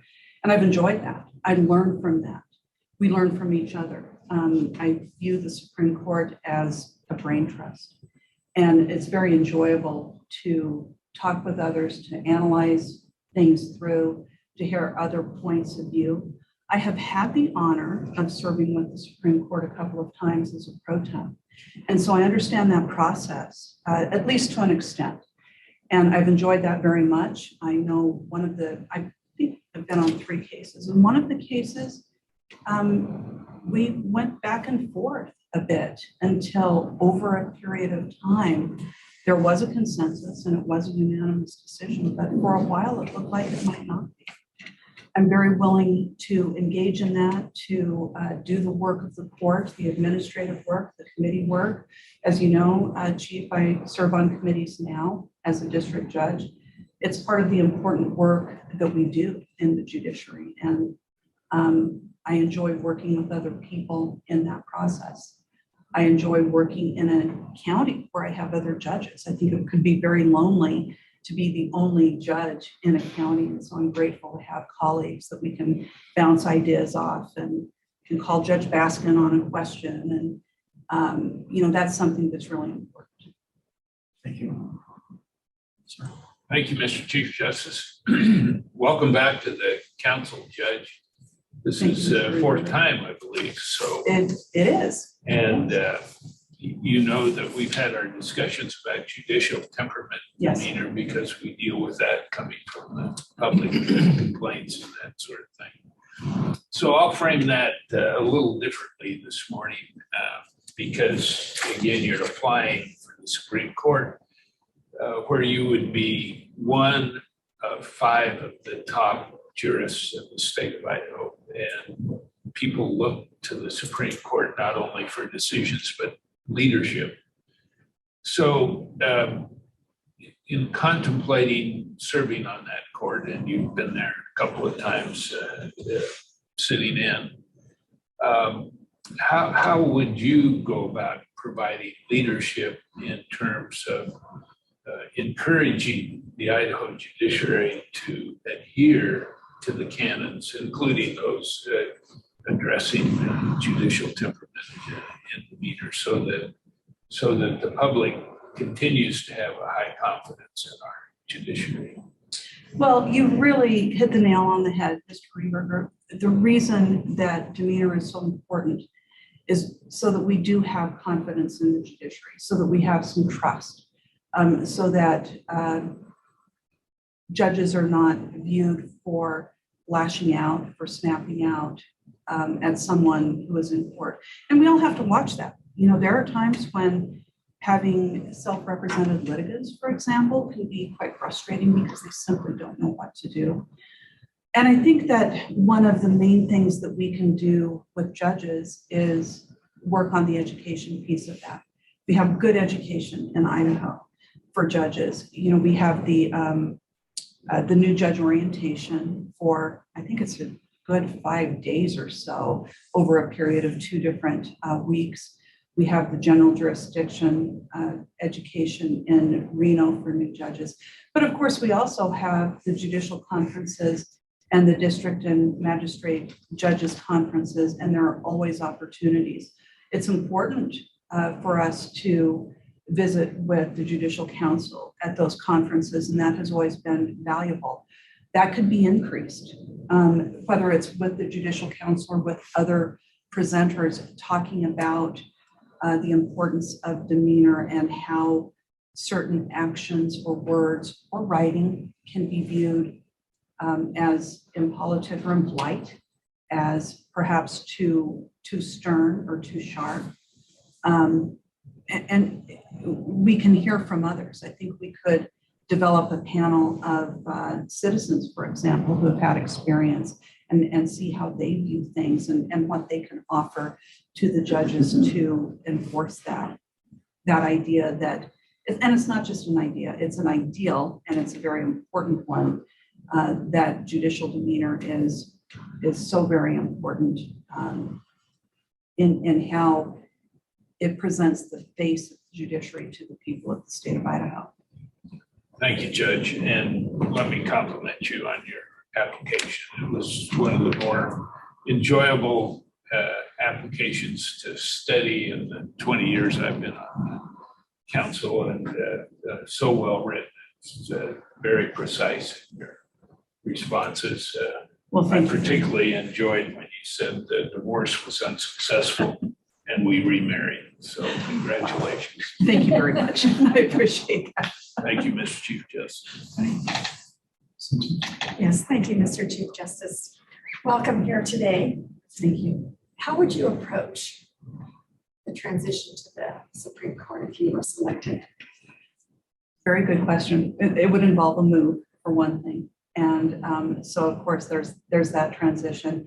In terms of the work, I think it's just buckle down and get ready, talk to the other justices, do some reading. I've always, everything I know I've learned. And there's always going to be more learning to do. There are law clerks to speak with. One of my old law clerks, not very old, a young man, but my just passed full-term law clerk is here clerking for a justice. I'm very proud of him in that regard. But there's a lot of visiting with people and studying, looking back over cases, getting a more precise idea from staff, from clerks, what it is that the court does and what the schedule is, how that all works. Transitions are hard, but they're certainly manageable. And I think it primarily just dive in and get to work. Thank you. Thank you. Ms. Chavez. Thank you, Mr. Chief Justice. Good morning, Judge. It's always good to see you. Thank you. It's good to see you. Thanks. How do you think that your experience as an adjunct instructor, how that might help you pull out what you need to do if you are selected for this position? That is a very interesting question. That was a very enjoyable experience for me when I was doing that teaching in our long off season, because as you recall, we had the boat rental business in the summers. Right. And, I was teaching at a much lower level than law school, not to insult any of the students that I had. They were very bright and very driven, but we were dealing with basics. I was teaching paralegal students and freshman, sophomore level students in the business law classes. And what I found for me was that it really enforced some of the basics of some of these basic cornerstone areas of law. So I was relearning some things that I had forgotten. I knew much more nuanced parts of tort law, for example. But when it came to teaching, some of the building blocks or the elements, it was really good for me to go back to that level. And, there's something about the communication piece of that. Communication is very important. We're responsible for what we say, but also for what others perceive. And I think it's the job of the court to state clearly what the law is and what the decision is, to write in a way that is understood, that is understandable to people of average education or intelligence, so that they can understand. So I think that process was helpful in that I had to gear my teaching to a level that was several years in my past as far as that goes. Follow up, Chief? Certainly. Thank you. So in terms of ongoing education, were you to be selected, how important is that for you? And do you think you will have the time to go back and revisit those things that you found really important to impart to others? Well, I think you have to make the time. I don't know what educational opportunities are available for the appellate judges and justices in the state. I assume there are opportunities and conferences around the nation, but I think it's critical that people keep up with education. And that's why we put such emphasis on our conferences and the educational pieces of those. So yes, it's very important. The time must be made, and somehow that must fit into the schedule. I know the court does not hear cases every single month. I would hope that there would be opportunities for education during some of those times when the court is not in session hearing cases. Did I answer your question? Looks like your screen's frozen. Yes.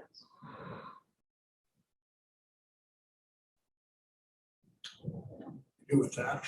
Wait.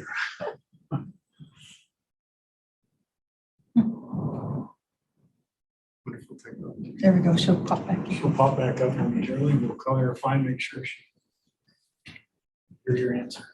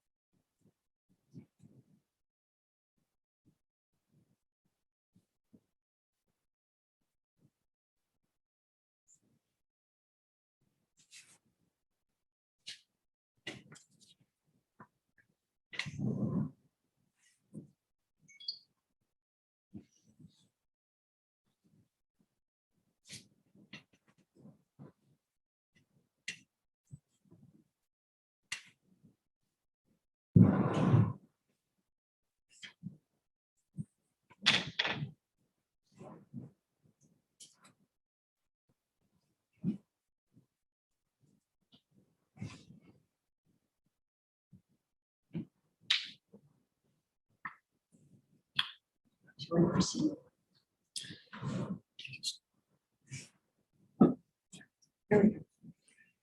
Chavez, you're back with us. Were you able to hear the response from Judge Meyer? I think I heard almost all of it. So I'm good to go, Chief. Thank you. All right, thank you then, Judge Baskin. Thank you. Judge Meyer, you know that there are in the lower courts approximately 150 judges, combined district judges and magistrate judges. And I'm always amazed when we get to the conference, when you bring up a uniform scheduling order, you know, it's like 150 different opinions about that. You have been selected in your own district to serve as the administrative judge. How would you use the administrative skills that you've learned in that position when you are a leader on the Supreme Court, if selected, to herd 150 judges, all with unique opinions about how the judiciary should move forward? I have no doubt that that is quite a challenge and that the court has quite a job ahead of it. Part of that, Judge, has to be that the Supreme Court presents a single voice. The Supreme Court makes the decisions on where the judiciary is going. So part of that herding, so to speak, would be, again, in education, in talking through things. Sometimes it is in getting opinions. I think this court has been very good about reaching out to the bar, to the judiciary, and sending out surveys and saying, what do you think? This is what we're thinking about. How would this affect you? The court is good about setting up work groups and committees that quite often do the same thing. You know, we're thinking about this. How does that feel? What do you think? Will this work for you? And so part of it is, I think, getting consensus, depending on what the rollout is, whether it's a decision has been made or we're thinking about going in a direction, but it's inviting that input. People need to be heard. Judges are former attorneys, a lot of type A personalities. They have opinions and they want to be heard. They want to be able to have some input. So seeking that input is vitally important to that process. And that's what I would encourage the court to continue to do. May I have a brief follow-up?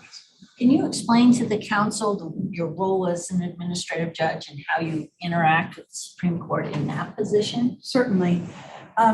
As an administrative district judge, I am a member of the Administrative Council, which is part of that governing body, making recommendations to the court for decisions.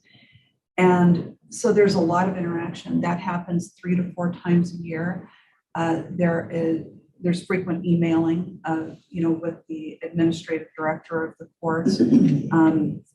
Also, we hear from the chief quite frequently. There's the committee work. So there's a lot of that back and forth. You didn't, well, let me clarify. Were you also asking about administrative judge duties in the district?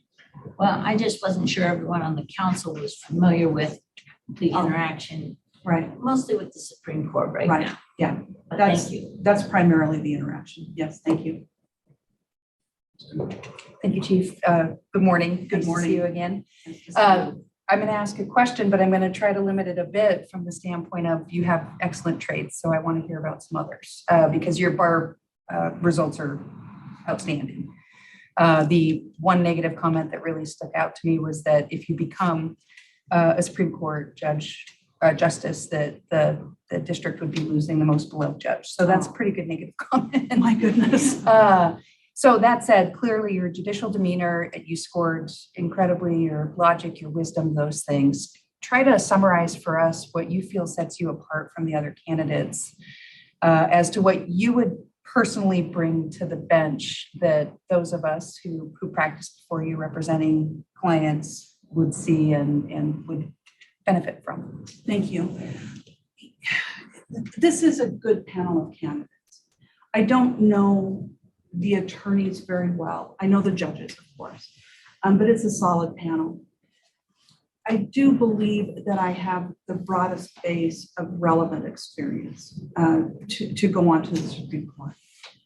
And that comes both from my attorney practice, which didn't include criminal, it was all civil, but it was pretty broadly civil. I was on both sides of the fence in terms of defense work and plaintiff's work, but also real property work and bankruptcy. I had a broad practice. And as a judge, I have valued that so much. As a judge, of course, I'm a general jurisdiction judge. Most of the cases, I believe this is true, most of the cases that the Supreme Court hears are from district bench. So, you know, as a judge, I hear felony level criminal cases, civil cases with values over 10,000 and various kinds of civil cases. I hear appeals. You know, we have the magistrate level appeals and also the petitions for judicial review. So I have experience with that. I have put on that review hat, that appellate judge hat in terms of what is my job in looking at a case here? Is it to make the decision as to how things should be? No, it's to review what was done based on the standard that's before me. And this is experience that relates directly, I believe, to being a Supreme Court justice. I do believe it's the broadest of any of the candidates in that regard.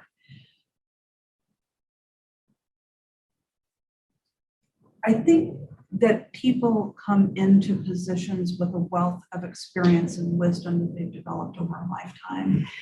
And certainly all of the candidates have that. I've had experience in a couple of different states. I don't know how relevant that is, but it just broadens the experience.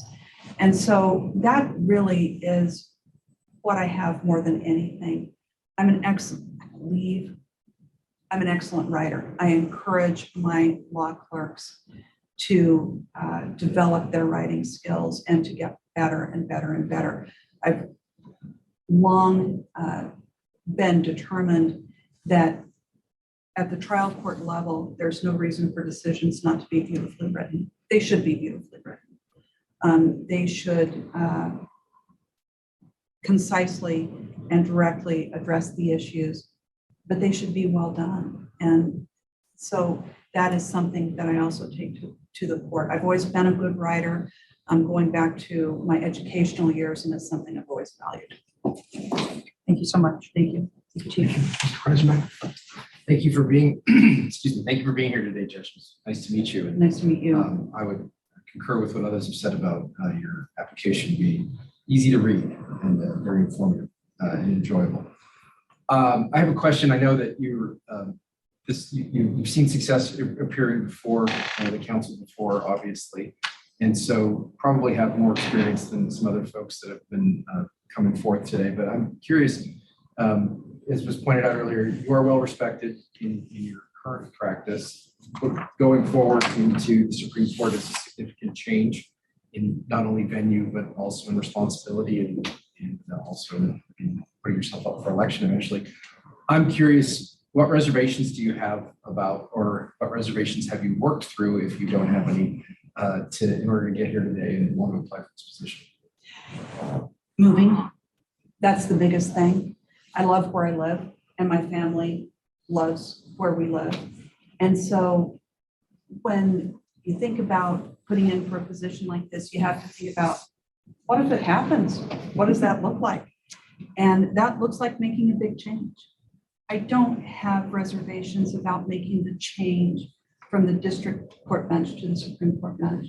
It's something that I've been thinking about for years, and something that I would love to do, and that would be the honor of a lifetime. But making that physical change, that's hard. And it's something that we're willing to do, but it's a little heart-wrenching.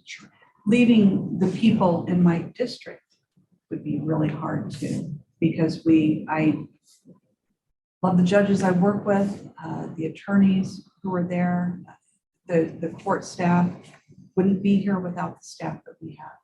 And leaving them would be really hard. That's about it. Great. Thank you. Thank you. Mr. Bush? Thank you, Chief. Judge, good morning. Good morning. There is a quote that it gets attributed to various speakers at the time of the Constitution was being crafted and drafted and created. And it's not important who said it, but the question to the person was, what kind of government have you given us? And the reply was, a democracy, if you can keep it. And so I'm curious from your perspective, what do you think the role of the Idaho Supreme Court is as the face of the judicial branch in protecting our democracy? Well, I love this question. Thank you very much. I was a political science major, and the founding of the country, the political philosophies and everything that went into that was my favorite area. We're one of the co-equal branches of government, and the role of the court is to say what the law is. It is to uphold the rule of law. It's not to make policy. We leave that to the policymakers. It's not to make law, but it is to uphold the law. We are a nation of laws. We're not a nation of men. And that means that we are all governed from top to bottom by the rule of law. And we're not governed by the personality of a benevolent or otherwise dictator or a group. We are governed by law. So it's important that we have a judiciary that is well regarded, that is respected, that is bright, that takes that role very seriously, that follows precedent and changes precedent when necessary, and leads the citizens in that, leads the judiciary in that role in upholding the rule of law. That's really it. Judge. Good morning, Judge. Good morning. My question has to do with extrajudicial activities. Canon 3 encourages judges to be involved in those types of activities that promote the law, and also general civic activities not involving the law. If you were selected to the Idaho Supreme Court, how would you handle that charge? Thank you. Well, one of the things, so it would change.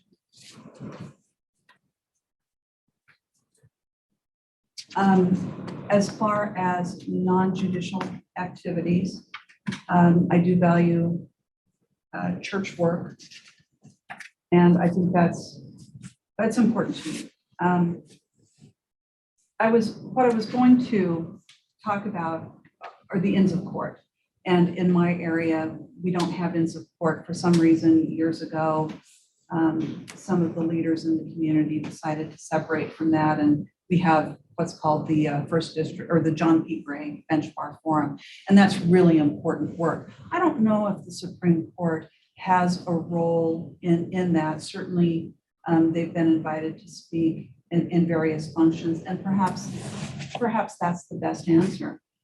We have valued very much having the Supreme Court as a body in our area, certainly when they're hearing cases, but also coming to a dinner and addressing the local bar. We have invited justices and judges to address other meetings and to participate in education or panels from time to time.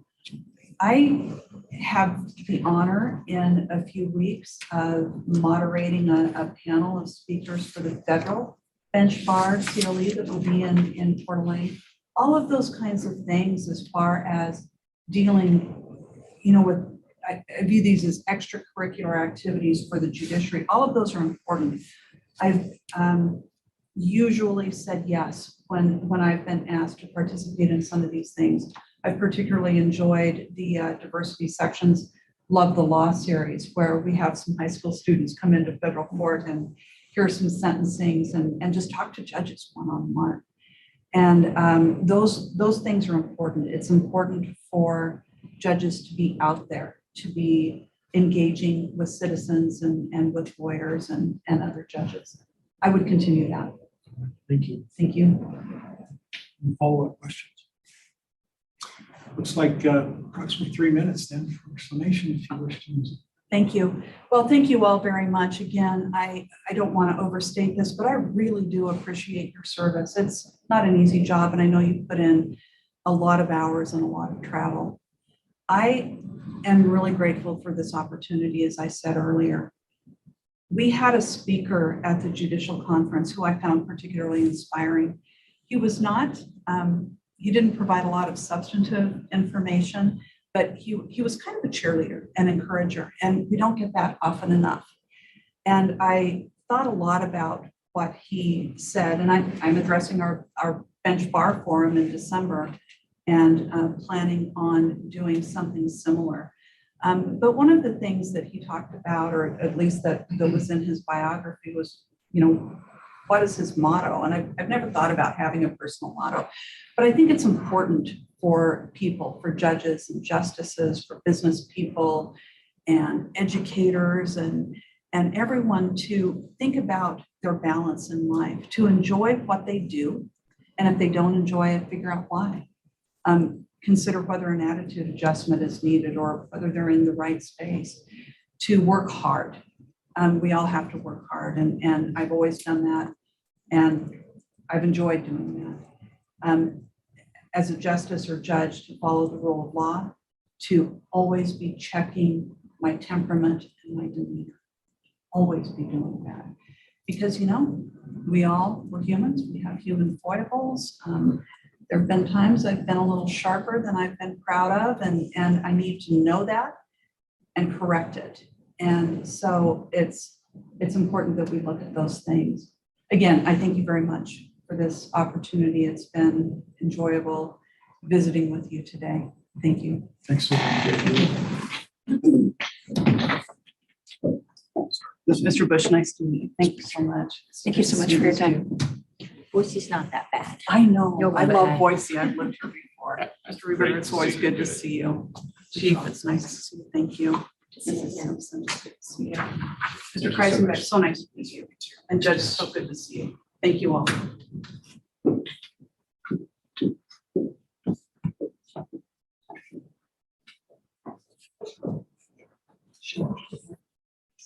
Good to see you.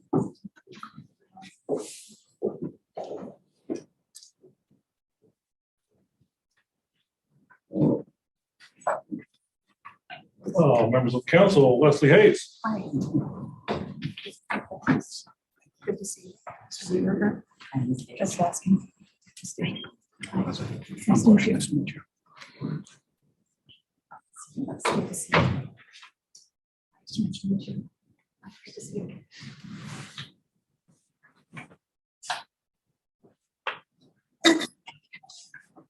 Ms. Hayes, welcome. We're glad you're here. We welcome this opportunity to visit with you for the next 30 minutes about your application to sit as a justice on the Idaho Supreme Court. We welcome your opening statement.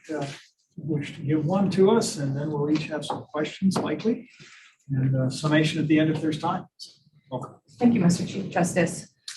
Just real quickly, I wanted to provide a few updates since I submitted my application. The first being that, and I don't think this actually was in my application, statutorily on July 1 of next year, our office will absorb the Fair Hearings Unit from the Attorney General's office. And with that is going to be an additional 3 administrative law judges and about 1,200 cases from the Department of Health and Welfare. And so we've started working with a project management team over at Health and Welfare and with the Division of Human Resources so that that onboarding process can be as seamless as possible, because we are mindful that there could be due process issues associated with that transition if we aren't able to have those cases walk out of the Attorney General's office on Friday and in our office on Monday. And then the second is that the chief and I were able to attend a conference in Seattle of central panel agency conferences, and it was chief ALJs and their deputies. And there's about 30 across the nation that have central panel agencies like our office. And it was probably one of the best conferences I've been to in my entire career.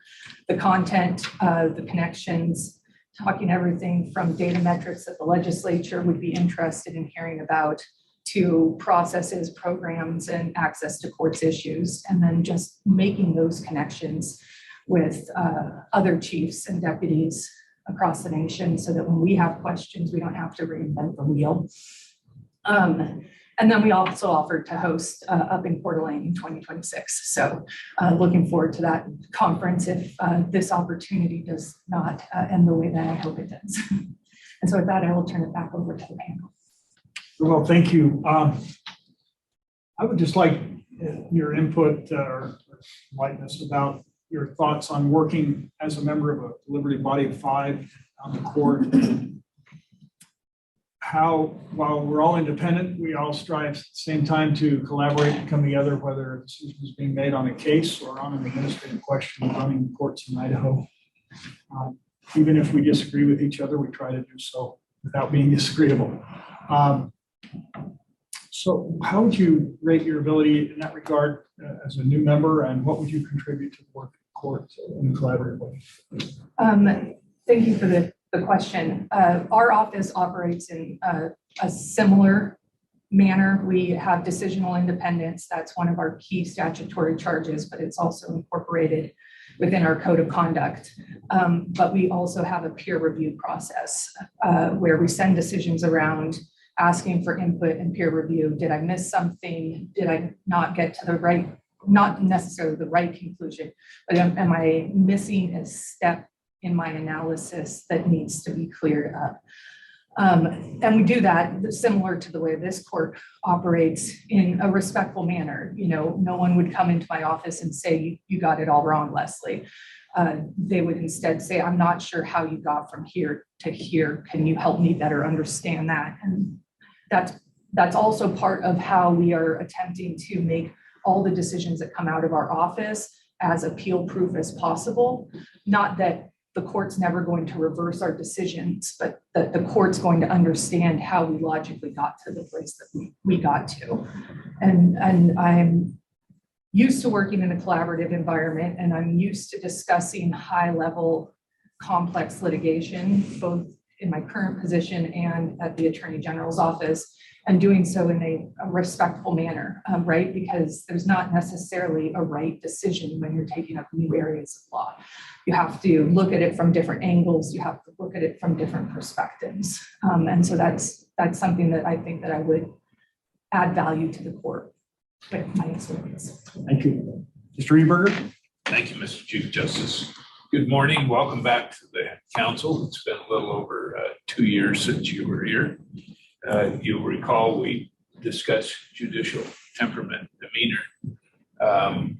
You have, by your application, aspired to be one of the top 5 judges in the state of Idaho. So my question is, as you think about being a Supreme Court justice, how would you provide leadership to our judiciary in this state in ensuring adherence to the greatest degree of the canons by our judiciary? The judicial temperament, demeanor are part of those canons, but they're broad. Adherence to those canons certainly improve the credibility of the judiciary among the public. So I'm thinking, how will you be one of the 5 top leaders in the judiciary in Idaho? Thank you for the question. I appreciated the Chief Justice's opinion piece about the canons that was in the statesman a couple weeks ago. Our office has a code of conduct that mirrors the canons. It takes into account the different statutory charges that we have, so they're a little bit different. But we have spent time looking through the Judicial Council's ethics opinions that interpret those canons so that we have some guidance as we interpret our code of conduct. And I think the best way to mirror that leadership is through your own example. And when I took the position that I'm in currently, I had to take a step back from some of the activities that I participate in, namely, and probably the most frustrating for my children is I couldn't be as vocal about selling Girl Scout cookies. So they did not earn the stuffed dolphin this last year. I told them, well, you got to hustle out there and knock on some doors. So I do understand the importance of how the public perceives the judiciary in light of the canons and just mirroring that behavior for other individuals. Thank you. Thank you. Is that a question at the judicial conference about whether or not you can spell yours too? Yeah, I think there was a Very question timely, at our very timely. judicial conference about that. Simpson. Yes, thank you, Mr. Chief Justice. Good morning. Good morning. You and I first met years and years ago when I was serving on the State Board of Veterinary Medicine. How have you grown in both your knowledge and experiences since that time? Thank you. I appreciate the question, Ms. Simpson. Yes, I think I started doing work for the Board of Veterinary Medicine, and don't ding me if this contradicts my application, which is more accurate than my memory, back in 2015 when I went down to the Civil Litigation Division. And those were some of the first administrative hearings I had done while at the Attorney General's office. I had a few with the Personnel Commission while at the Department of Correction. And those are difficult hearings, as you're aware, because you're discussing people's livelihoods. And I think I know I've grown since that time in understanding the impact of what the state does on people's lives. But I've also grown in the fact that the complexity of the litigation that I handle had grown. And so I believe it was 2020 is when I had to hand off the Board of Veterinary Medicine work to another younger attorney. And so part of that growth is letting go of the things that you're good at, and giving that to younger attorneys to let them thrive and grow their skill set, and then turning your attention to more complex matters where you might be more needed. I hope that answers your question. I feel like I rambled a little bit there. Yes, thank you very much. Go to Ms. Chavez, please. Thank you, Mr. Chief Justice. Good morning. Good morning. You wrote your own question from me to you. So you're going to the Supreme Court. Now what? You wrote that that you presented to a bar meeting, I believe. So now what? Great question. That one was framed on the U.S. Supreme Court, but it's a great question in this context as well. Obviously, there's the work of the court that I'm familiar with from my clerkship, but I'm also interested in the administrative work of the court, the committee work and the growth of the court and the administration of the courts, and helping build those processes out and improve the programs that are offered to, the lawyers and the public in the state of Idaho. So right out the gate, without knowing exactly the breadth of what that all is, that's where my interest lies in helping this court. Thank you. Thank you, Chief. Thank you, Judge. Ms. Hayes, you have a lot of experience both in federal court and state court, and you've represented a lot of different agencies. Tell me how that experience, and maybe specifically the PD case, public defender case, would impact you as a justice who serves the entire state versus a limited district like myself. Thank you. The Tucker case, which is the defense of the public defense system here in Idaho, helped me gain a broader understanding of the personality of the state of Idaho, right, as a whole. As we traveled across the state, meeting with individuals from every corner, I think there were 3 counties that we did not actually hit, and it's because the public defenders in those counties actually reside in other counties. So Washington comes to mind and Lincoln comes to mind.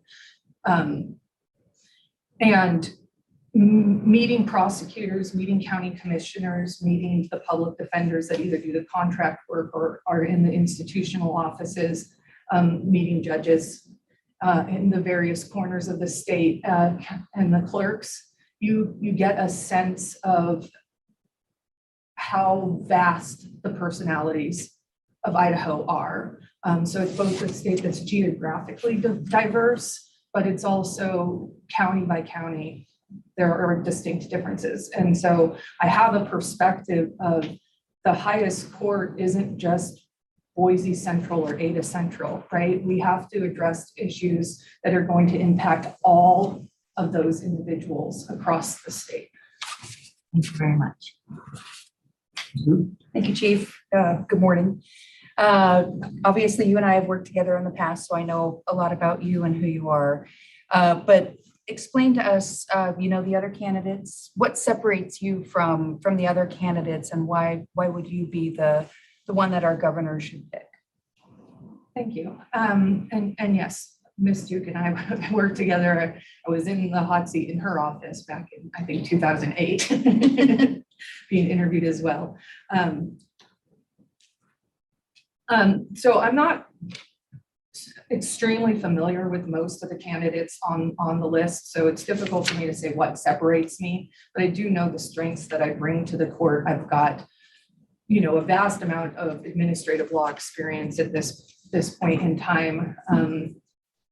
I'm sure the court is aware, but I had no idea the breadth and number of encroachment permits that flow through the Department of Lands, and now I'm very familiar with those types of cases.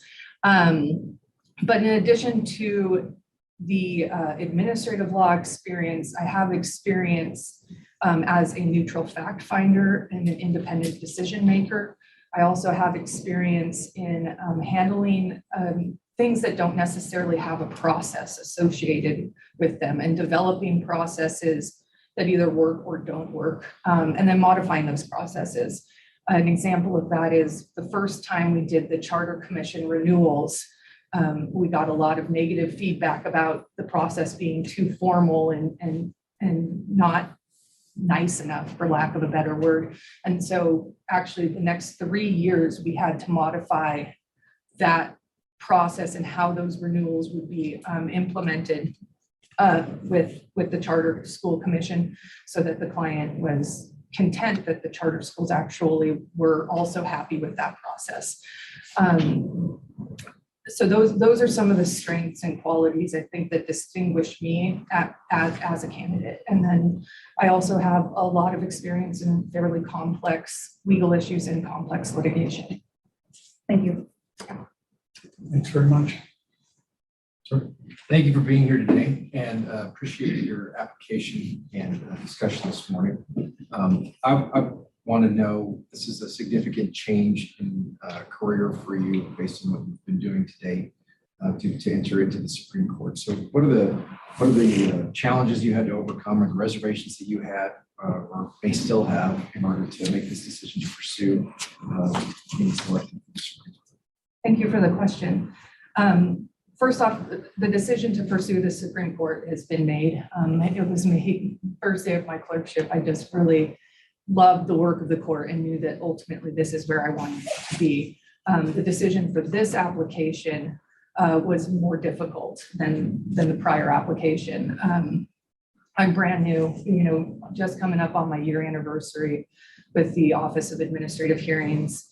The chief and I have worked diligently to build a good office. We're still in that process. We have the transition with health and welfare cases, which is obviously a large project that I would like to see through to the end. So it was a difficult decision, but ultimately these positions open up so infrequently that it was, if this is something you want to do, you need to make this decision, even if there are exciting opportunities in my current position.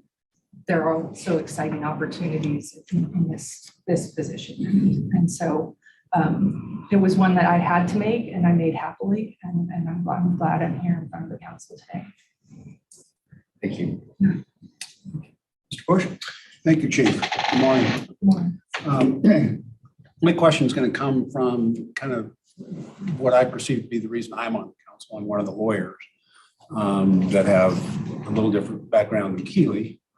Comes from a more of a defense perspective. I come more from a plaintiff's perspective. My question kind of is going to go to your experience, mostly with the AG's office, and kind of contrast it to what I do.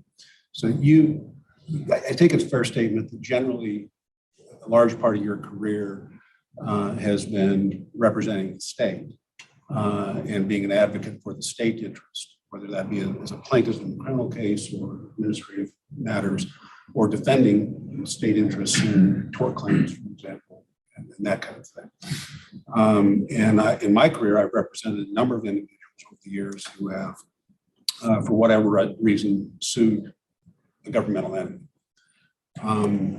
When one of the obvious objectives and requirements of the canons for justice, or all judges, is to be impartial and to act without bias. Should there be any concern for anybody who is evaluating your application about whether you can handle the plaintiff's side of those appeals without having a built-in bias or prejudice? No, I don't think there should be any concern. I'm currently you are correct that most of my work up until my most recent position has been with the state or in insurance defense work. So I've been on the defense side my entire career, except for my clerkship and for my current position. Decisional independence is something I've spent a lot of time with since starting with the Office of Administrative Hearings.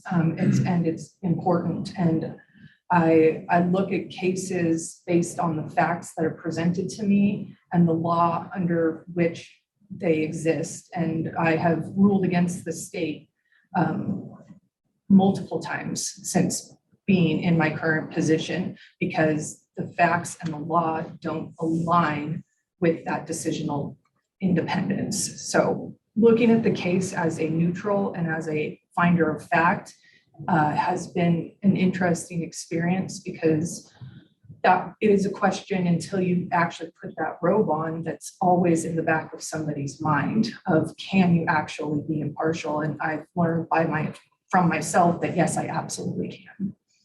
Thank you. Thank you, Chief. Thank you. Thank you. Thank you for being here, Ms. Hayes. You presented yourself very well this morning. Thank you. As you pointed out, there are some things that a judge or a justice has to be careful with.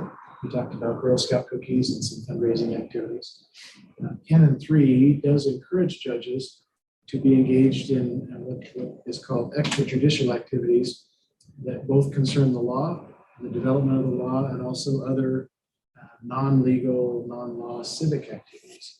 So if you were appointed to this position on the Idaho Supreme Court, how would you be involved in those extrajudicial activities? Very similar to how I'm involved in extra lawyer activities currently. As you can tell, I'm a member of multiple sections and multiple organizations, and I put a lot of time into developing them. Most recently, as taking on the role of president of Idaho Women Lawyers. And so while I'll have to pivot away from some of the activities I'm currently involved in and engage in other activities, it's something that I'm eager to do. I love serving on boards. I love being on, working with people that are promoting civic and charitable organizations, although the fundraising component becomes, as you're aware, a trickier piece with the canons. So anything within the canons constraints, I'm happy to engage in. Oh, yes. You talked about knowing that you wanted to be on the Supreme Court since you clerked for Justice Warren Jones. What did you learn clerking for Justice Jones? Oh, it was quite a lot. From what I heard from attorneys in the community is he really put on his mentor hat and he took the court. That's something that I want to emulate, is that you are taking attorneys, this is their first experience out of law school with the law, and how important that mentorship is. I also learned that it's okay to have a sense of humor. He had a great sense of humor and was just really, really good about sharing that. We had a lot of jokes between the two of us that really improved the experience. And then I was new to Idaho when I started clerking, and it was living here that made me learn to love the state and not want to leave. And I didn't have any social connections, right? My dad was not an attorney in a law firm. I had no strings to pull to take that next step following my clerkship. And he made me argue for it, but he permitted me to have a second year of my clerkship to give me time to kind of take the Idaho bar and figure out where exactly was my calling or my next step. And then he rose me up, right? The importance of rising up the people that you think are going to contribute to this legal community and rising them up to a position where they will be successful. So those are just some of the takeaways that I got from working with him. Thank you very much. I have a follow-up question. I hope this is an appropriate question. If it's not, I'll call that I'm the new guy. It's clear that from your answers and from your application that aspiring to be on the Supreme Court is something that's very important to you. And along with that is something that you haven't had to do in your previous occupations, which is run for election, stand for election statewide. If you are selected for the office, is that something, can you share with us your thoughts about, are you prepared to do that? And will you be, do you have any reservations about that? It's a necessary thing that comes with this position. And obviously Supreme Court elections can be more contentious than district court elections or even retention elections. So yes, it's something I'm prepared to do. Justice Zahn and I practiced together at the Attorney General's office. And so I talked to her about her experience and kind of what her approach was to handling her first election, which came much quicker than my anticipated next election or first election.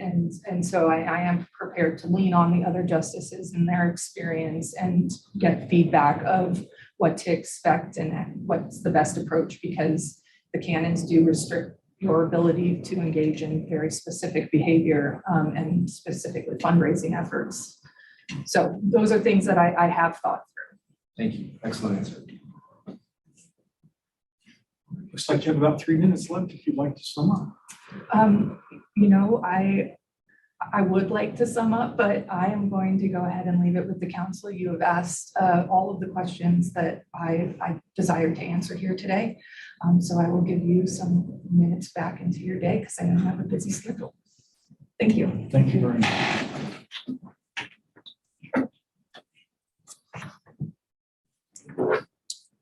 Thank you. Thanks, Leslie. Thanks, Leslie.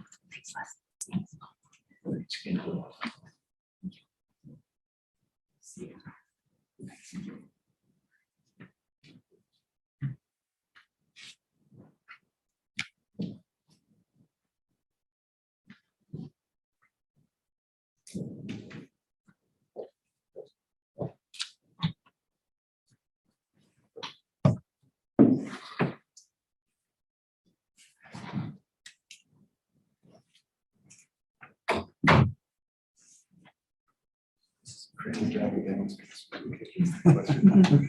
a good question.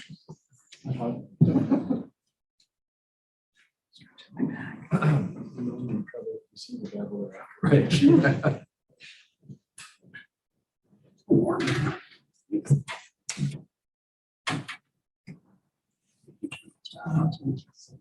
We're not the ones on the hot seat. Do you want to try that? I'll talk to Jeff after.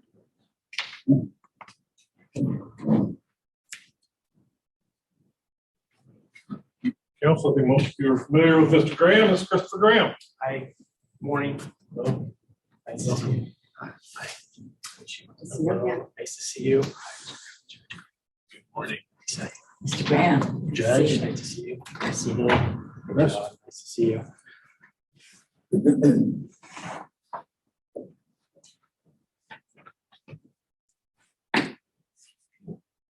Mr. Graham, welcome.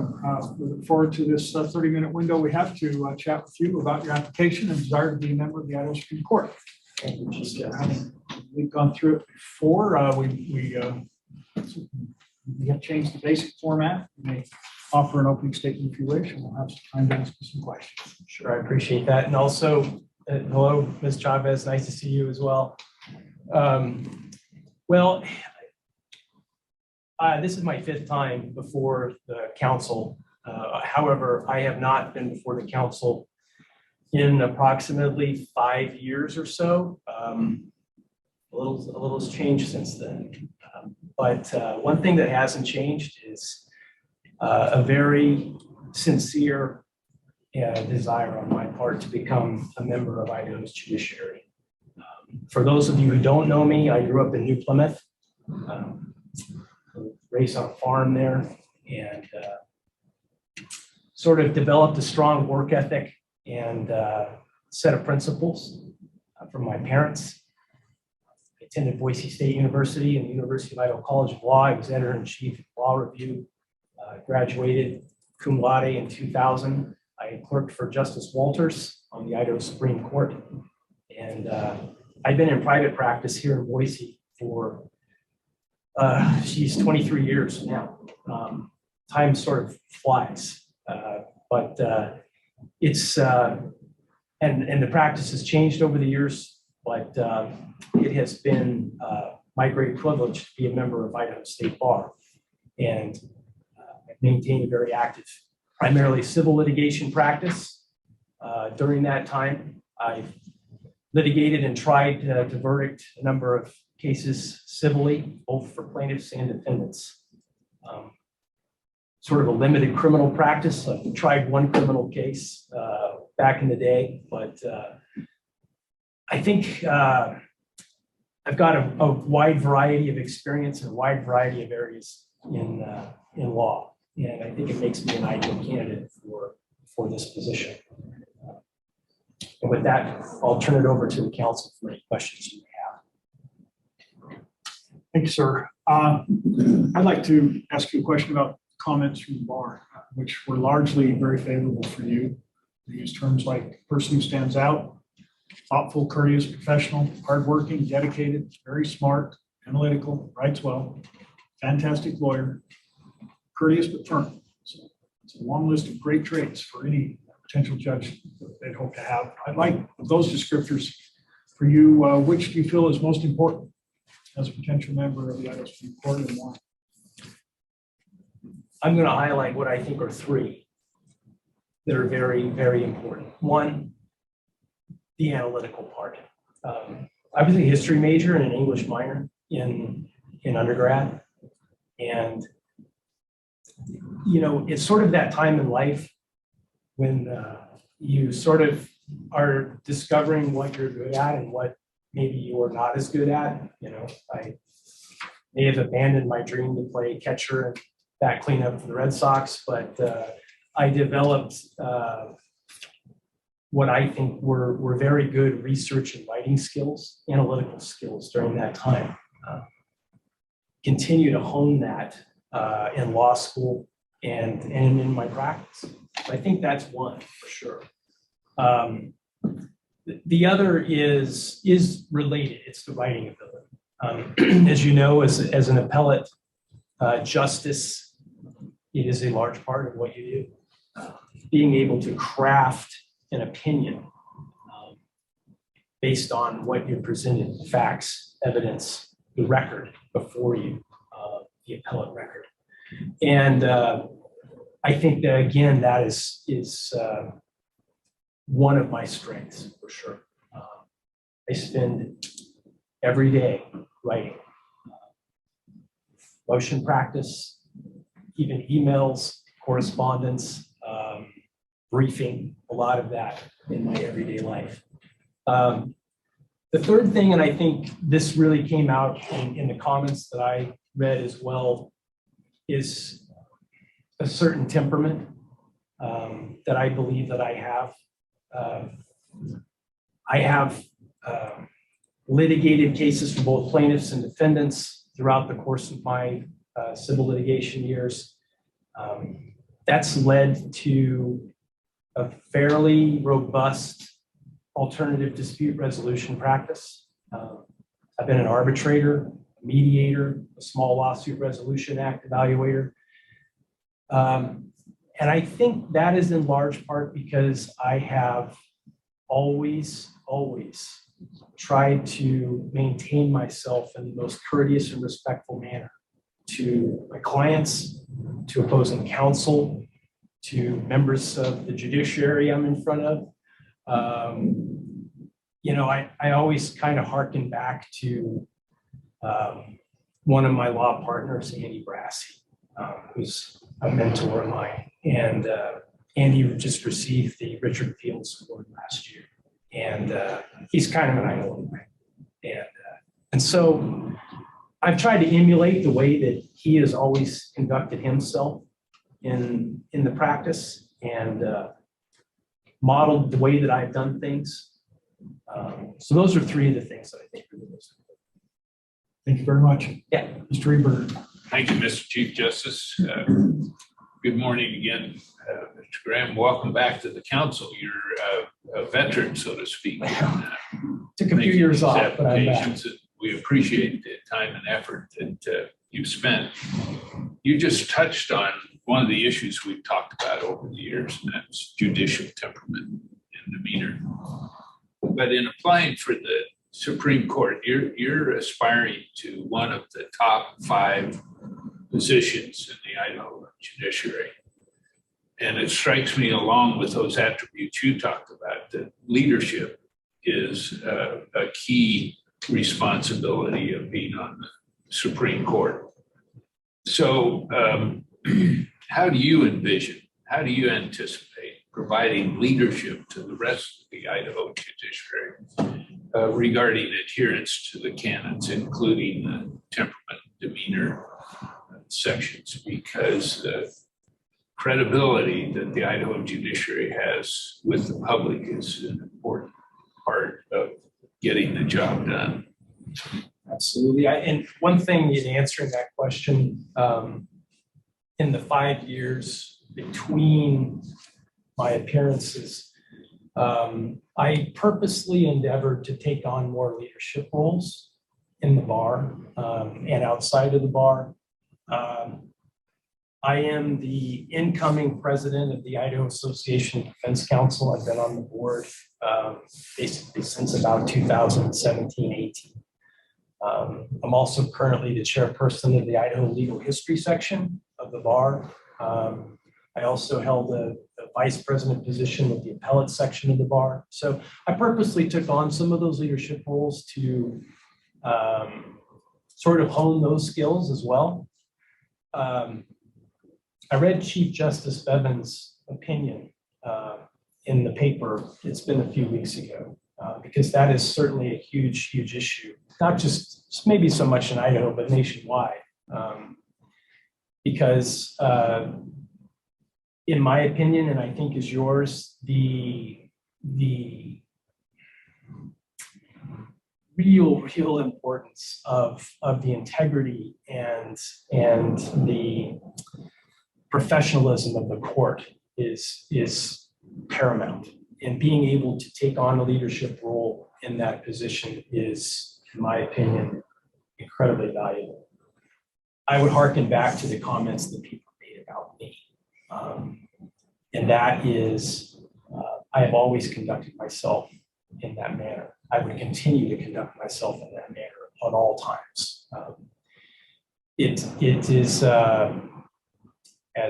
I remember Justice Ryan, who used to be on the commission, you have to sort of prepare yourself for that type of role and that type of position. And I feel like I've done that particularly well since 2017. And so I think in the future, absolutely, I see myself as probably taking on various positions or roles within the court structure to try and help mentor and train other attorneys, hold myself out as a member of the court at all times in the most professional manner. So that's how I plan to do things. Thank you. Thank you, Mr. Chief Justice. You bet. Thank you, Ms. Simpson. Thank you, Mr. Chief Justice. Tell me about two people that have had a big influence in your life. The first is probably Andy Brassey. As I said, he's kind of a mentor for me in my practice. He's just very much a lawyer's lawyer. And I mean that sort of a lunch pail lawyer, if you will. He's 71, and he's still at the office most days before I am. And his work ethic, his professionalism, his civility, those have all been very, very much a part of how I've tried to practice in my own practice. And the other, I would say, from the judicial standpoint, I think I've mentioned this before. My clerkship here with the Idaho Supreme Court was really invaluable. I was able to clerk with Justice Walters, Jesse Walters. He, from an appellate or from a writing standpoint, from a professionalism standpoint, from a mentoring standpoint, is another person who I really, really admire and learned a lot from in the time that I was here working for the court. And just the crafting of opinions and the analytical process that went into those, and working with him, every single day on those was a tremendous experience. And he's certainly someone who I have such respect for and admiration for that I've always tried to also emulate and pattern my practice. Thank you. Ms. Chavez? Thank you, Mr. Chief Justice. Good morning. Morning. So how do you think your experience as a hearing officer would play into your experience for this position? Well, in the broad sense, I've only handled or been a part of a couple of hearing officer cases. One that's kind of ongoing through the Department of Environmental Quality. I can tell you that, as I mentioned before, I think a combination of how I have always approached my practice and also doing a variety of work, both in litigation and also plaintiff and defense work, has led to a pretty substantial ADR practice.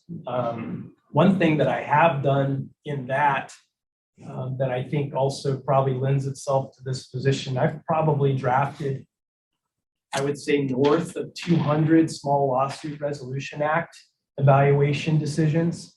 These aren't big cases, but they're also very important cases to the people who are involved, of course. Now they have to be less than $35,000 total damage cases, but as I said, for the people who are involved in them, they're very important cases, and many of them, it's people who've been maybe injured in an accident or something like that. And so I think that lends itself well to this position. So I have had a tremendous amount of experience in taking sort of in a smaller venue, the facts, the evidence, and again, crafting a decision out of that I think fits the case. Just a comment, Chief. Please. I think that your previous comment about, while it might not be an earth-shattering case to everyone on a large degree, that to those people who appear before you and need your assistance, it is important to them. So I appreciate you with the thoughts of bringing that to the Supreme Court. Thank you. Thank you. Thank you. Judge Baskin? Mr. Graham, I met you when you were in law school and you externed for Judge Lodge, and it was highly unusual that we took a first-year student to extern, but you came and you helped us out that summer. You have been an SLRA evaluator on cases. You have appeared in front of me. I'd like you to address the criminal side, though. How are you going to get up to speed? Because I can tell you, I think my criminal cases are appealed more often than my civil cases. So how, without that extensive experience in that area, are you going to get prepared to handle those appeals? Sure. Did write some criminal opinions when I was with Justice Walters, worked with him on those. It's a steep learning curve. I would go back to Judge Ryan when talking with him, and he said it's a very steep curve, but it's also maybe a little shorter than the civil curve. But I think a couple of things help. One, you have a record on the appellate level. I do not envy your position sometimes as a trial court judge and having to make those sort of split-second decisions, particularly in criminal cases, evidentiary rulings and things like that. I have a record. I have a little more time or leeway, if you will, to really dig into the issue, whether it's a constitutional issue, statutory, et cetera. I think that's part of the response. I do have some criminal experience. I have tried a criminal case. I don't hold myself out as a criminal practitioner, but I've handled a couple of dozen cases over the years in various situations, usually just by referral, trying to help people out who need help. So I do have some experience along those lines as well. But yeah, I think, and then part of it, I think, also goes back to really being willing and able and ready to invest the time to learn what you need to learn and to develop that expertise. And I am certainly ready, willing, and able to do that. Thank you very much. Stu? Thank you, Chief. Good to see you. Your survey results were outstanding, from legal quality to temperament to wisdom to all those things. So I really commend you for the reputation that you've received and deserve in our bar. So with that, and trying to give some insight into why you're the right person for this job, I'd like to hear your thoughts on how you would balance the incredible workload our justices have that's not only case related, but also numerous administrative roles and responsibilities. I kind of go back to, and quite frankly, I think you're one of these people too. We're lunch pail type lawyers. Like, we get up every single day and we go to work and we work our tails off to become zealous advocates for our clients, to do the best job that we can for them, to advance their position in a case, right? So I am used to a heavy workload. I don't say this lightly. I am in the prime of my legal career. I am 50 years old. I'll be 51 in December. I'm as busy now as I have ever been, more so, in fact. And I am willing to set all of that aside for this job, for this position, because I care that much about it. So, in part, the answer is I already am there in terms of the workload. The last 5 years, I mentioned this before, I've tried to expand what I do to, in terms of leadership positions in the bar and outside of the bar, because I think those are important. Number one, I felt like I was ready to make those, meet those challenges, try and do those things. So there are these administrative, tasks and duties that I have already going on. So I feel like I have some experience in sort of trying to balance all of that. On a personal note, there are also personal factors that go into all of this. Our kids are older. Our last one's a senior in high school. So I've got some in the workforce, some in college. I feel like, again, I'm in the prime of my career and I'm ready to devote the time and the energy and the effort to this position. Probably the last thing on a personal note, very deeply personal, the last 5 years, very difficult for me. My mother passed away in July of cancer. And so there are some other personal things that have shifted in my life that have also freed up some time for me. So I'm ready and I'm able and I'm willing to do this. Follow-up, Chief. Obviously, very quickly, so others have an opportunity, but you do have an incredibly busy practice and you are doing a lot of ADR type things, the small evaluation cases, those things. Why give all of that up to become a justice? Just what I said. I see this as and have for a long time, the culmination of a long lifetime of learning, of experience. I think I put in my application when I was back in law school as a 1L. And the Supreme Court came and they had some hearings, right? They had hearings, oral argument in cases. This is clear back in 1997. And I remember thinking to myself at that point, this is what I want to be. This is what I want to do eventually. And so that's a big reason why. Thank you. Thank you. President. Nice to meet you. I'm new to the council, so we have not met previously. Enjoyed reading your application and getting to understand you better. Thank you.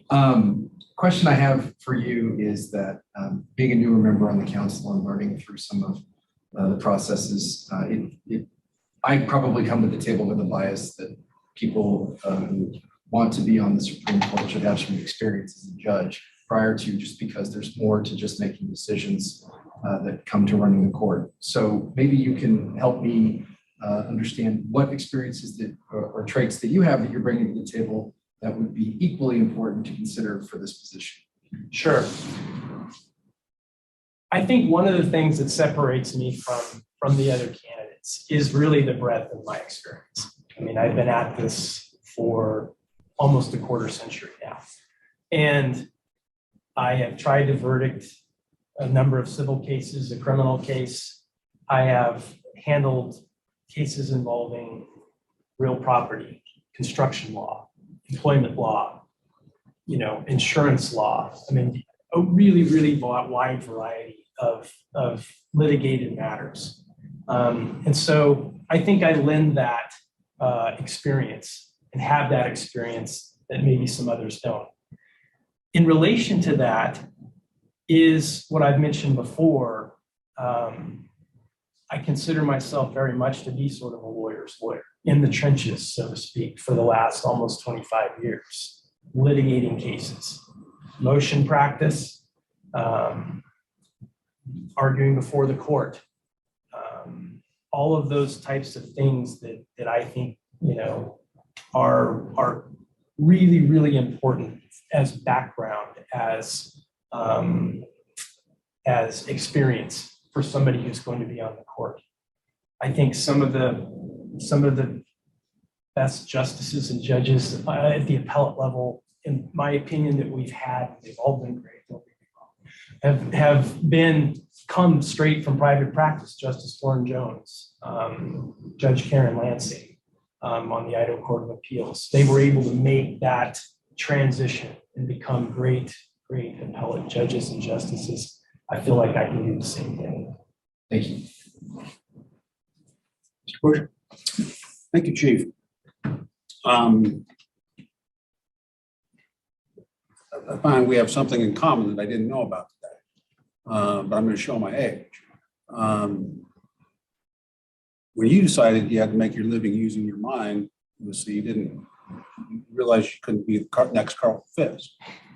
For me, it was Johnny Bench. Some of these people, I'm so old, they may not even know who Johnny Bench is. I had a question that honestly was just covered by Mr. Kreisenbeck.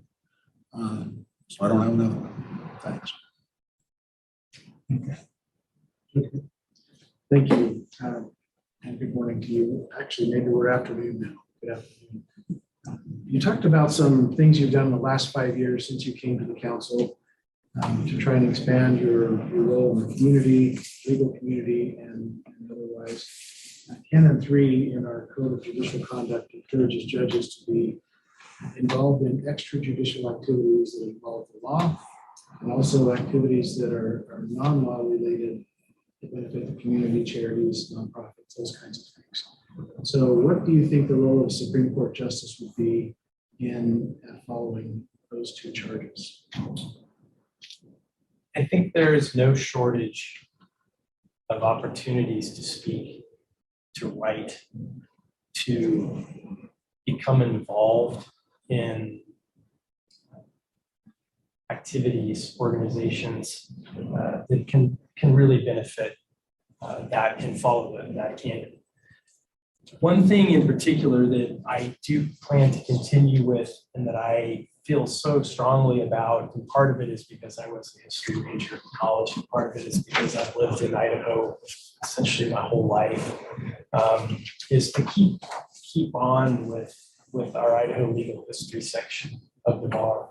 We have a lot of ongoing projects that I think are so valuable, oral histories of attorneys and judges that we're trying to get completed and cataloged.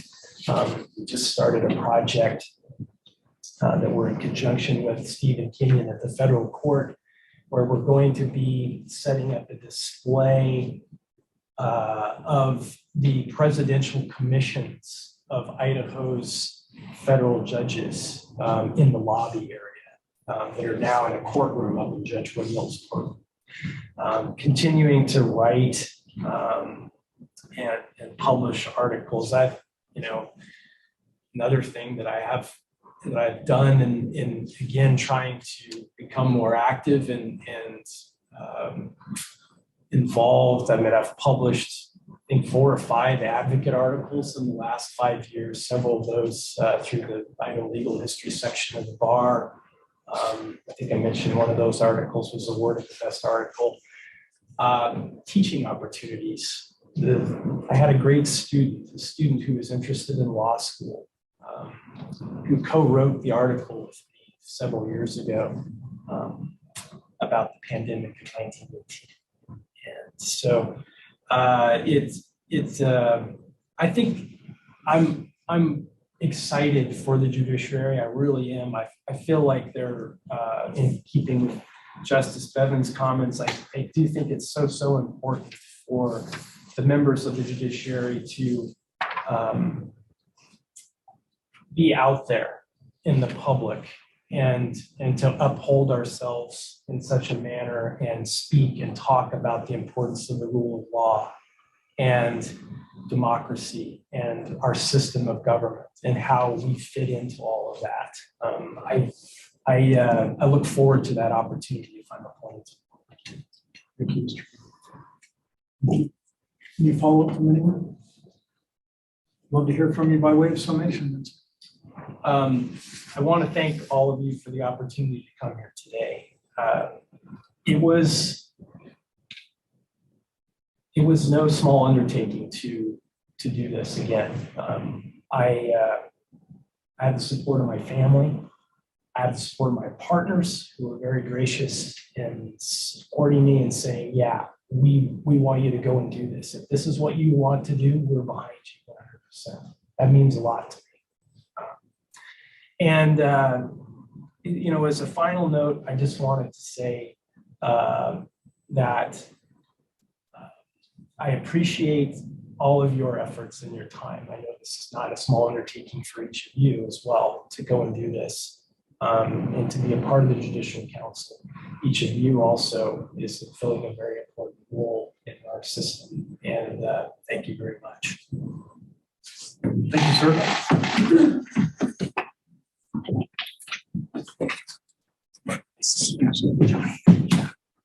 Reds. Not your crescent ranch. Of course. It's just a kid. I know. Thanks. Nice to see you.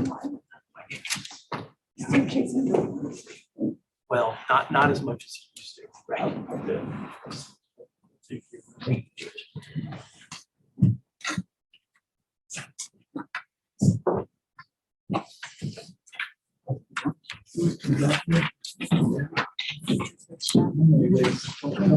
Yeah. Moving right along. Walk.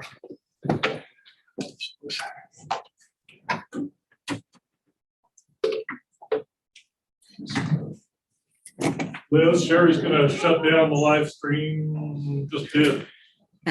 Okay, She's gonna shut down the live stream, so if you wanna come back on before 1. got it. Before noon for you, actually, okay? Right. Okay. I'll be here. Thanks.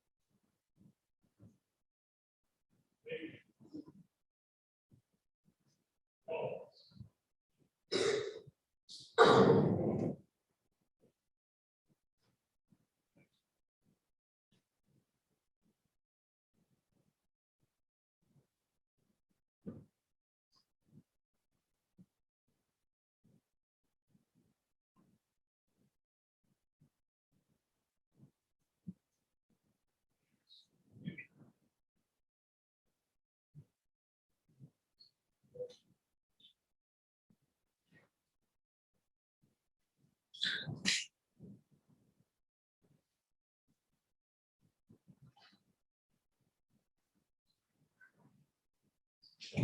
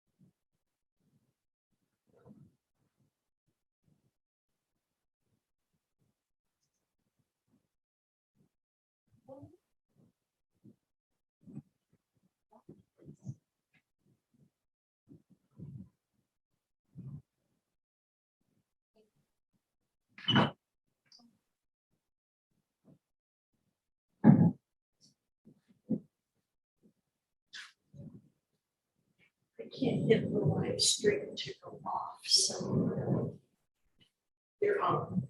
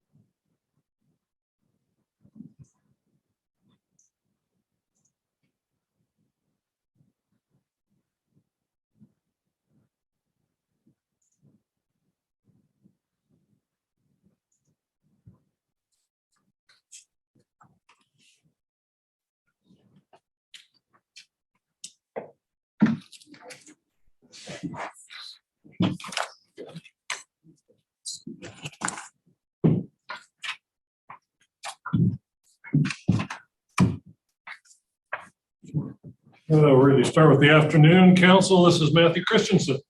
Good afternoon, sir. Welcome. Good to see you.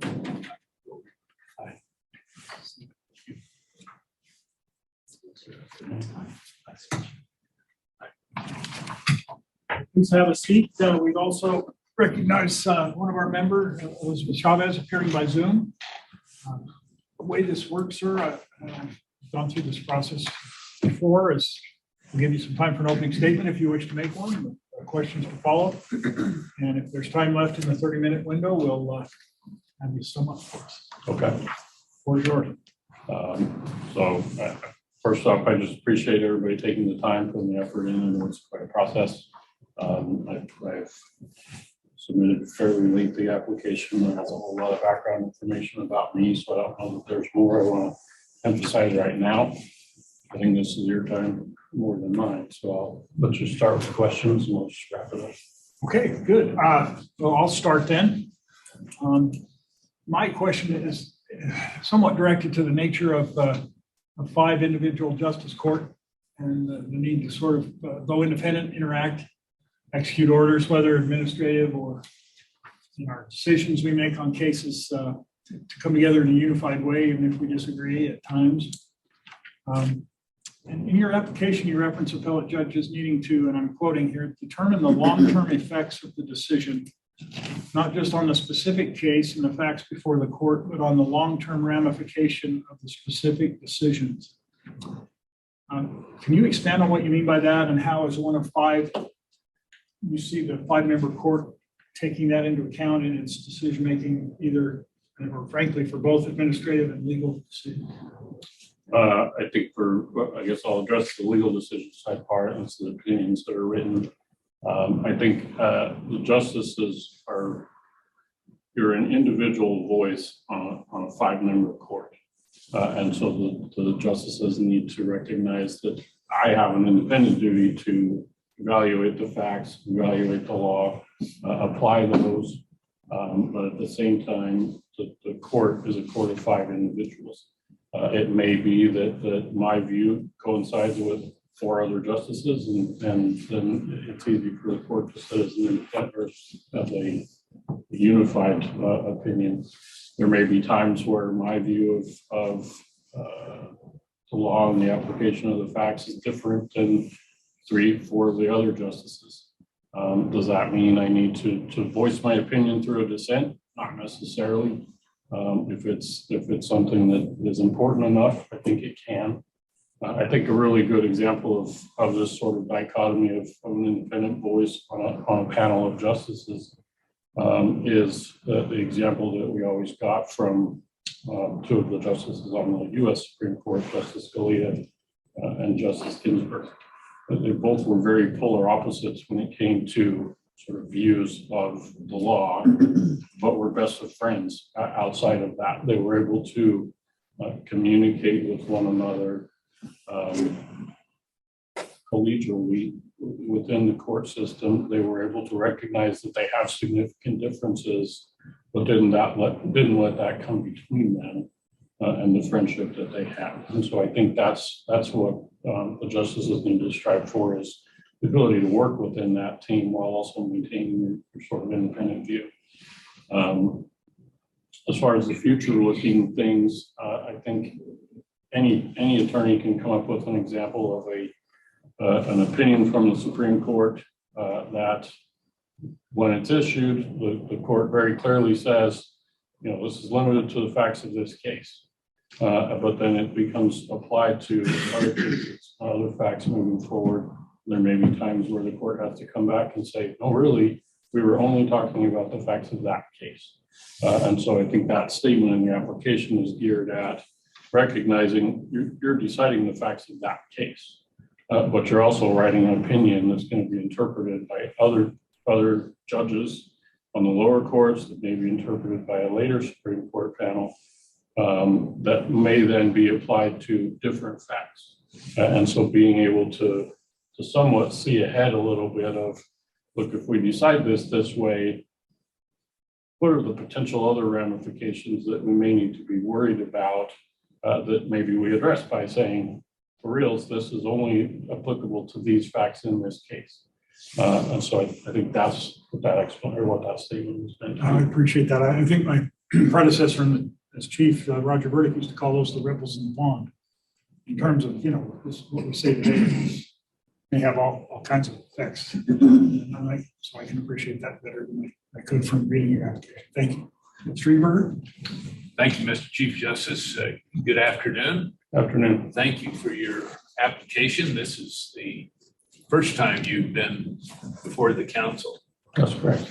Over the years, I've posed a question about candidates' attitudes about judicial temperament and demeanor, because the council also deals with complaints from the public, and oftentimes temperament and demeanor have part of something to do with those complaints. So it's important. But since you're applying for the Supreme Court, you are aspiring to be one of the top 5 judicial positions in the state of Idaho.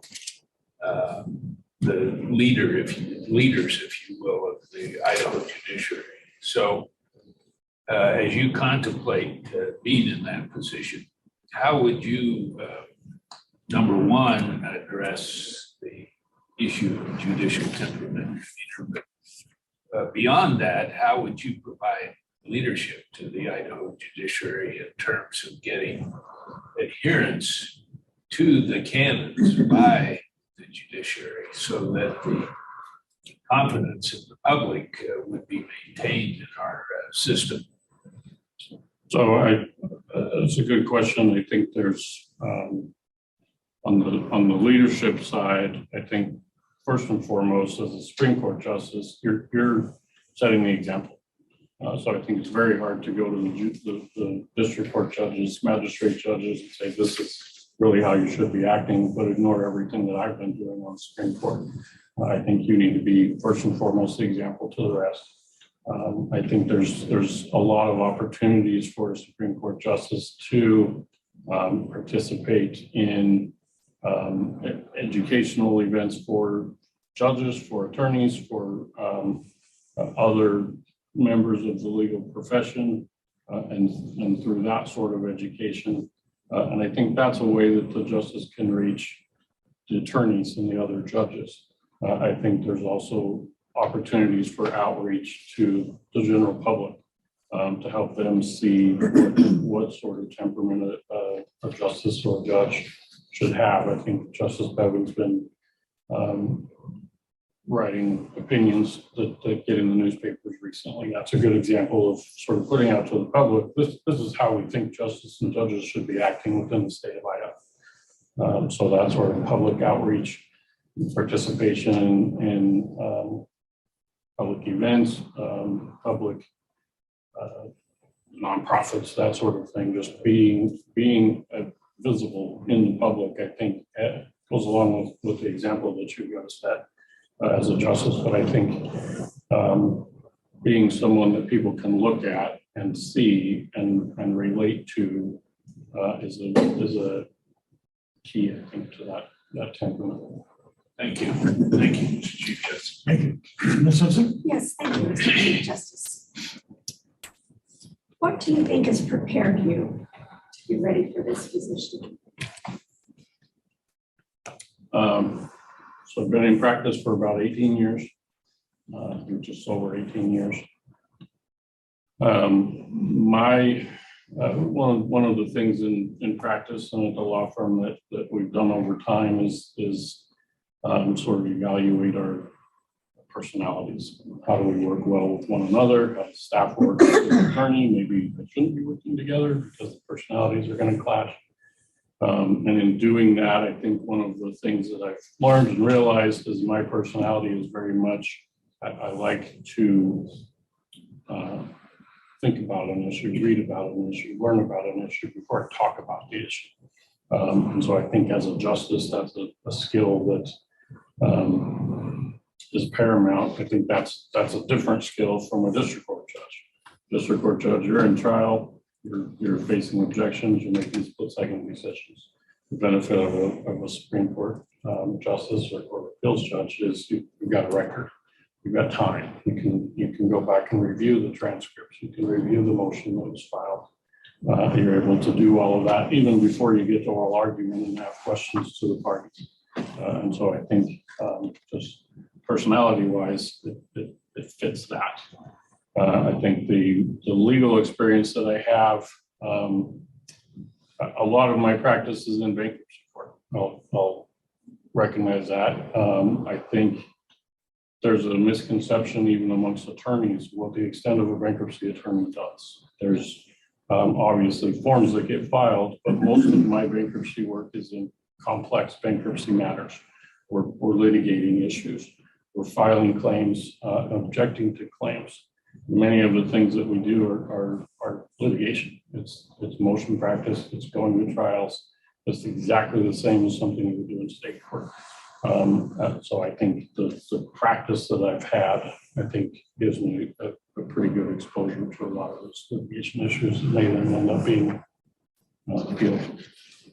Thank you. Thank you, Chief. Thank you. We'll go to Ms. Chavez next. Thank you, Mr. Chief Justice. Good afternoon, sir. I was a little concerned, I'm a little disappointed in your writing sample, and all of those 30 pages. I found myself wondering, how are you going to manage writing at the Supreme Court level? So the writing sample that I sent in was an appellate brief, or a portion of an appellate brief that was filed with a bankruptcy appellate panel in the Ninth Circuit. The issue and the reason I chose that writing sample was the issue that was being litigated in that case is something that arose from a change to the bankruptcy statute that was made about 3 years ago. There are, I want to say, 4 or 5 opinions from bankruptcy judges around the country that have interpreted that statute. There isn't a single appellate decision on that issue. And so I chose that one to sort of show that look, a lot of the experience I have is in dealing with statutes that haven't been interpreted necessarily by anyone yet, much less a court that would provide some sort of stare decisis opinion, or even a court that would have a binding opinion on that court. And I think that's important because there's a lot of Idaho legal issues that haven't been examined by the Court of Appeals. And so a lot of times you're looking at neighboring states, neighboring jurisdictions. How did they deal with those? Is that persuasive to me? Maybe it's not. Maybe we have different statutes here. They're just different enough that it's not persuasive. So I think the difference in writing between writing a brief and writing a brief, you're advocating a position. You're saying, hey, this is how my client needs this statute interpreted. And this is why we think that's the right interpretation. Whereas a judicial opinion is, to a certain extent, it's still advocating a position to the extent you're trying to get 4 other justices on board with your position. But at the same time, you're explaining things a lot more, and you're not advocating, you're interpreting much more. Thank you. Thank you, Mr. Chief Justice. Thank you. Judge Baskin? Mr. Christensen, can you talk a little bit about your background in criminal law? I can talk very shortly about my background in criminal law. Early in my practice, within about 6 months of passing the bar, I had my own solo practice. That lasted for about a year, and then there was about a year and a half after that of practicing with 2 other attorneys. In that short time frame, I had some criminal cases. There weren't anything that I would classify as major. There wasn't any murder cases or any of that sort of thing. It largely was DUIs and small misdemeanors. Probably the last criminal case I dealt with was 2007, 2008. So there's a tiny bit of background in criminal law. recognizing there's a lot of appeals of criminal cases. And so I recognize it. I think the unasked question, which is, I haven't dealt with a criminal case since 2007, so what's the plan? I think there's a couple of points I'd make. One, there's time. It's an appellate court, so you've got a record, you've got a transcript from the hearing, you've got the briefs from the parties, and you're not facing, I need to make an immediate decision on this issue. So there's time to determine what the standard of review is, apply that standard, look at the record, that sort of thing. I think secondly is a recognition that there's a learning curve. It's not something that I would be able to step into and say, just looking at the briefs, that guy's right, that guy's wrong. It's not going to be that simple. And then thirdly, I think there are a lot of issues that would overlap. So I think there's a lot of appeals, even in criminal cases, that are evidentiary issues that are being, the rules of evidence are the same, whether you're in a criminal case, whether you're in an FAE civil case, whether you're in a bankruptcy case, they all deal with the same rules of evidence. And so to that extent, it's not as big a learning curve because the rule you're dealing with is a rule that I've dealt with for 18 years. Thank you for answering my second question. Thank you. Ms. Duke? Thank you. Good afternoon. Just a question as to what you understand our justices do with their days, you know, the time spent on the legal piece of things, and then also the time spent on the administrative side, and how you would go about approaching that enormous load if you were going to be one of our next justices. So I recognize it is the enormous load, like you said, and B, there are a lot of administrative functions that the justices do, whether it's education, whether it's public outreach, whether it's just administrative things at the court itself. I think one of the experiences I've had was at the firm that I'm at now. I was the managing partner of that firm for 5 years. Not now. We gave that opportunity to one of the other partners. But for those 5 years, we managed through consolidating 2 offices into 1 new office space. We managed integrating 2 other law firms into our firm. We had anywhere between 20 and 30 employees all at the same time. So I've experienced dealing with those administrative things that have absolutely nothing to do with the law practice that I also had to maintain at that same time. So I have a full-time law practice while doing all of those administrative things.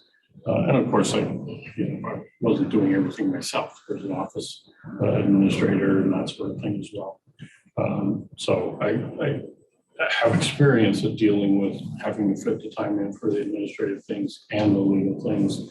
And I think that by itself, just the recognition that there needs to be time for all of those things. And whether that means you're work at 7 a.m. and heading home at 7 p.m. because there's that much to get done, that's what it means. So. Thank you. Thank you. Mr. President? Mr. Christensen, appreciate you being here today, your application for this. I know that I think someone noted earlier that this is your first time coming forth and applying for a position in the Supreme Court or for any judicial vacancy.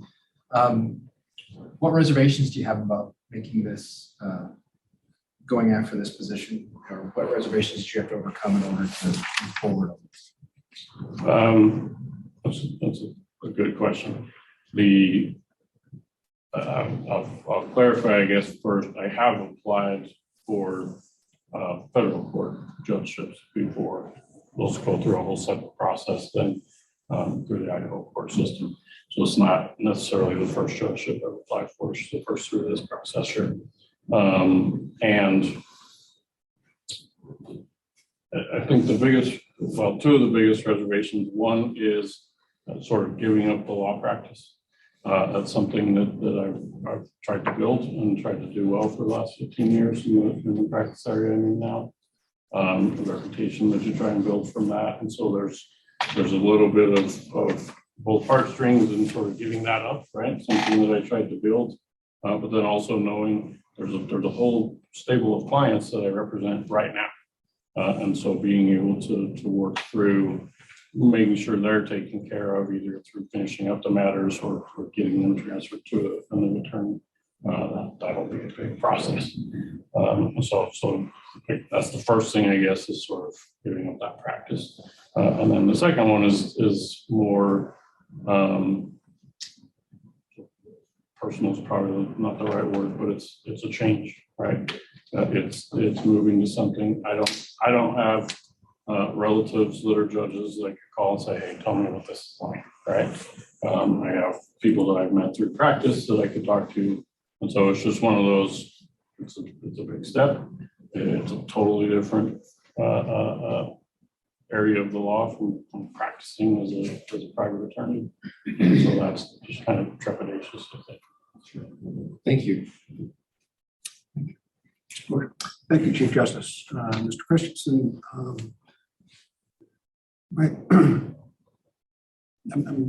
in some of the comments, not necessarily related to you, I remember a comment that somebody made about one of the candidates who's coming to his position with judicial experience. They either have or they already are a judge. The comment was interesting to me because it said, well, we think that you ought to give those that have more judicial experience more consideration because the current makeup of the court is 3 justices who come from the bench and 2 that come from private practice. And one of the ones that we're losing is Justice Stegner, who came from the bench. What are your thoughts in terms of, because you have no judicial experience sitting on a bench. I'm just curious of your thoughts on how you would contrast yourselves with those who do have that experience versus coming from the private practice. Sir, if we could just hold your answer for a moment. It looks like we've lost Ms. Chavez. And it's happened 2 or 3 times already today, so we'll just hope she comes back soon. Okay. Better internet. All right, go ahead, please. Thank you. So I'll freely acknowledge I don't have judicial experience. I think there's, by my count, I think 2 of the Supreme Court justices that came from private practice and 2 of the Court of Appeals judges that came directly from private practice. I don't know that anyone would argue that those justices are less good as a justice because they didn't have the judicial experience. So I think the examples we have of the decisions that this council and the governor have made show that it's not a strict prerequisite to have judicial experience. I think there are skills you get as a trial court judge in this sort of quick decision making, needing to know what the rules are quickly, knowing when to take a break if you need to go look something up and clarify it before you make that decision. Those aren't the type of skills that a Supreme Court justice necessarily has. The benefit that the Court of Appeals and the Supreme Court have is time. You have a record. You have a standard of review.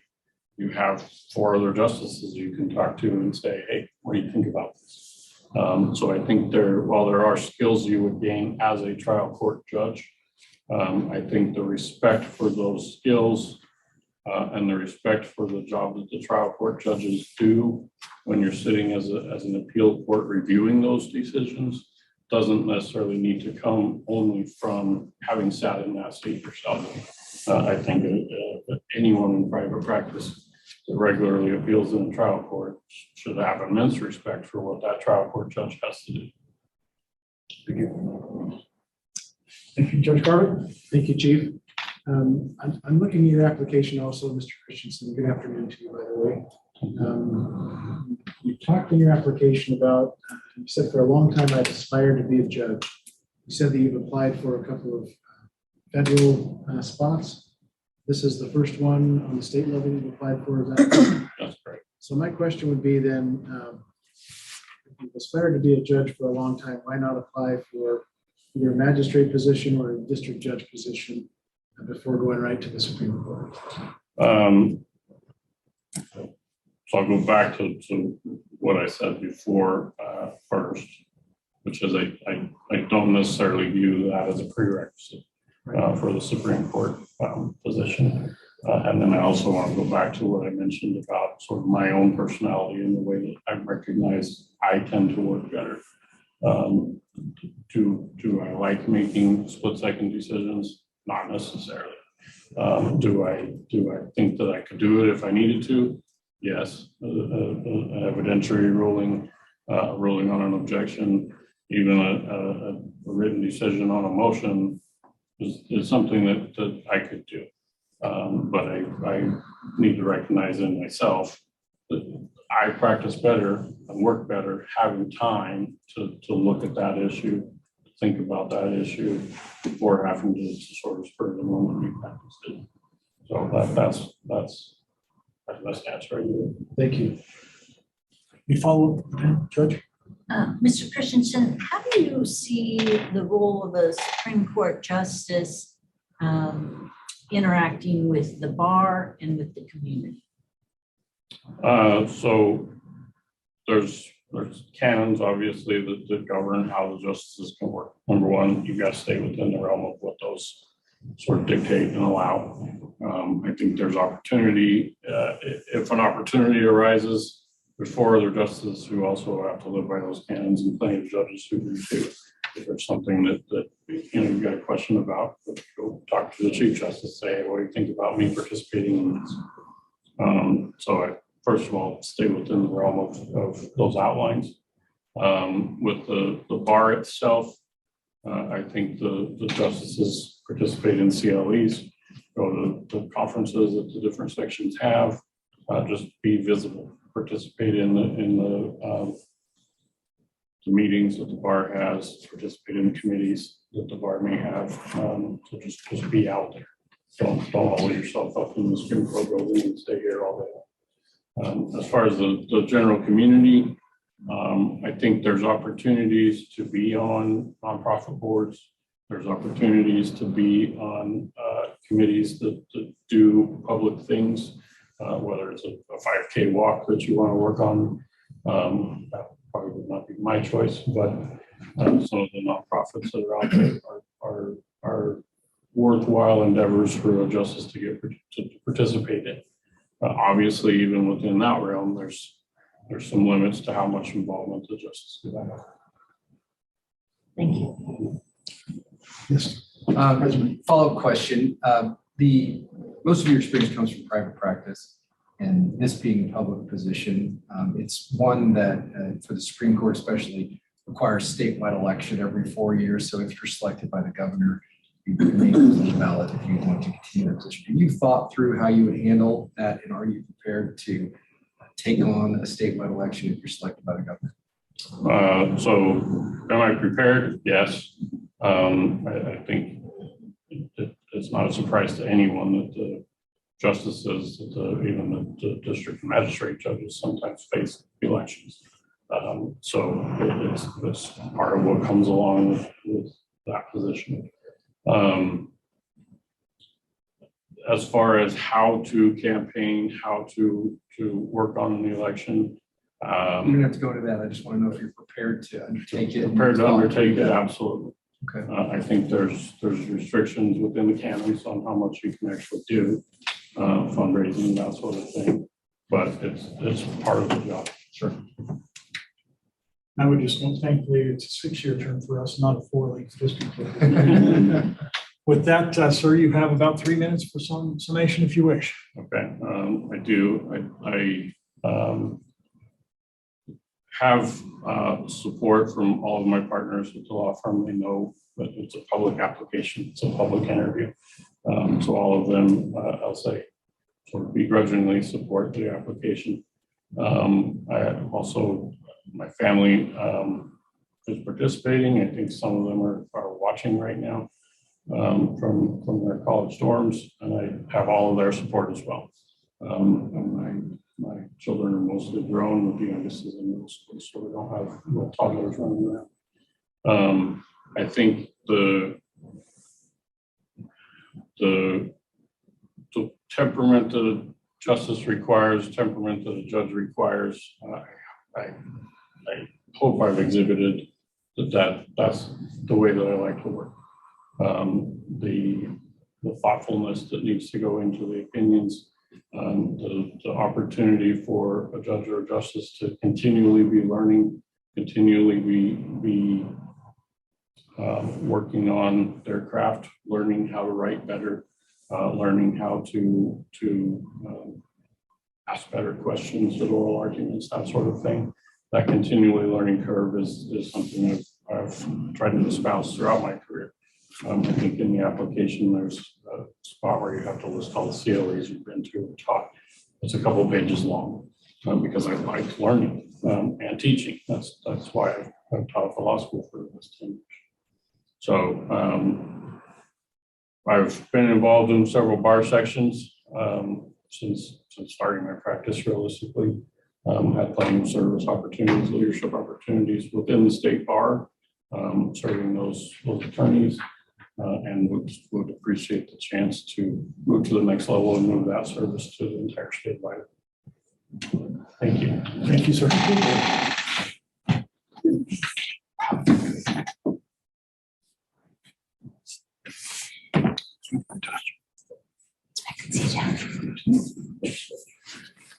Nice to meet you. Thank you very much.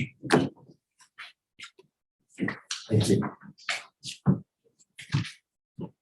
Thanks, Liz. Seems like she might be froze up right now.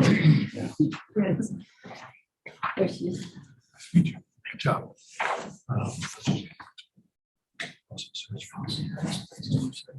Said like a loose statute.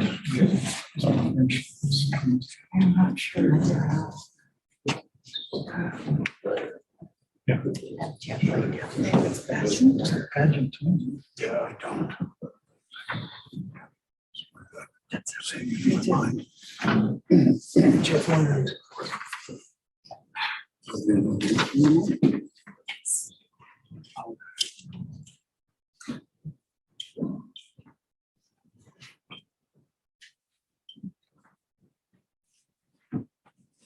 Members of council, I'd like to introduce Patrick Bajan. Hey, Did I do that? you did, yeah. All right. Yeah. Nice to meet you, Tucker.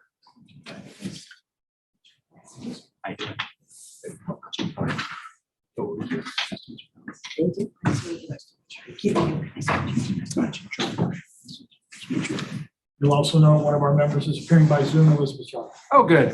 The north of the Salmon River crowd. Sir, welcome. To just familiarize you briefly with the process, we'd love to hear an opening statement if you wish to make one. We'll then have questions for you to follow that up, and if time permits in the 30 minutes we have allotted for summations. Time is yours. Okay, thank you. I'll be very brief because I think probably the more important things are your questions for me. You have my file, my record, my history. I'm sure you've all read it. I'll emphasize here a couple of things. I'm from Latah County and Benoit County. I moved out of my home when I was 15 years old, and I've been working and supporting myself ever since. I paid my way through college at the University of Idaho. I received a partial academic scholarship to the best public law school in the country, where I did very well. I had the privilege and honor to clerk for Judge Ruggiero Albacert, who is sort of a godfather of federal appellate practice. He wrote a book that is given to every federal judge on his or her investiture. I learned a lot from that man. He mentored me throughout my career until his passing a few years ago. I was fortunate again to work for one of the most selective law firms in the country, where I had the opportunity to try cases where incredible amounts of money were at stake and incredible important pieces of our economy in this country.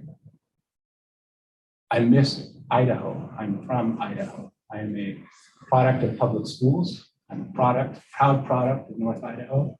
That is my heritage. That is where my people are. That is where I'm from. And I felt a duty, true duty, to give back.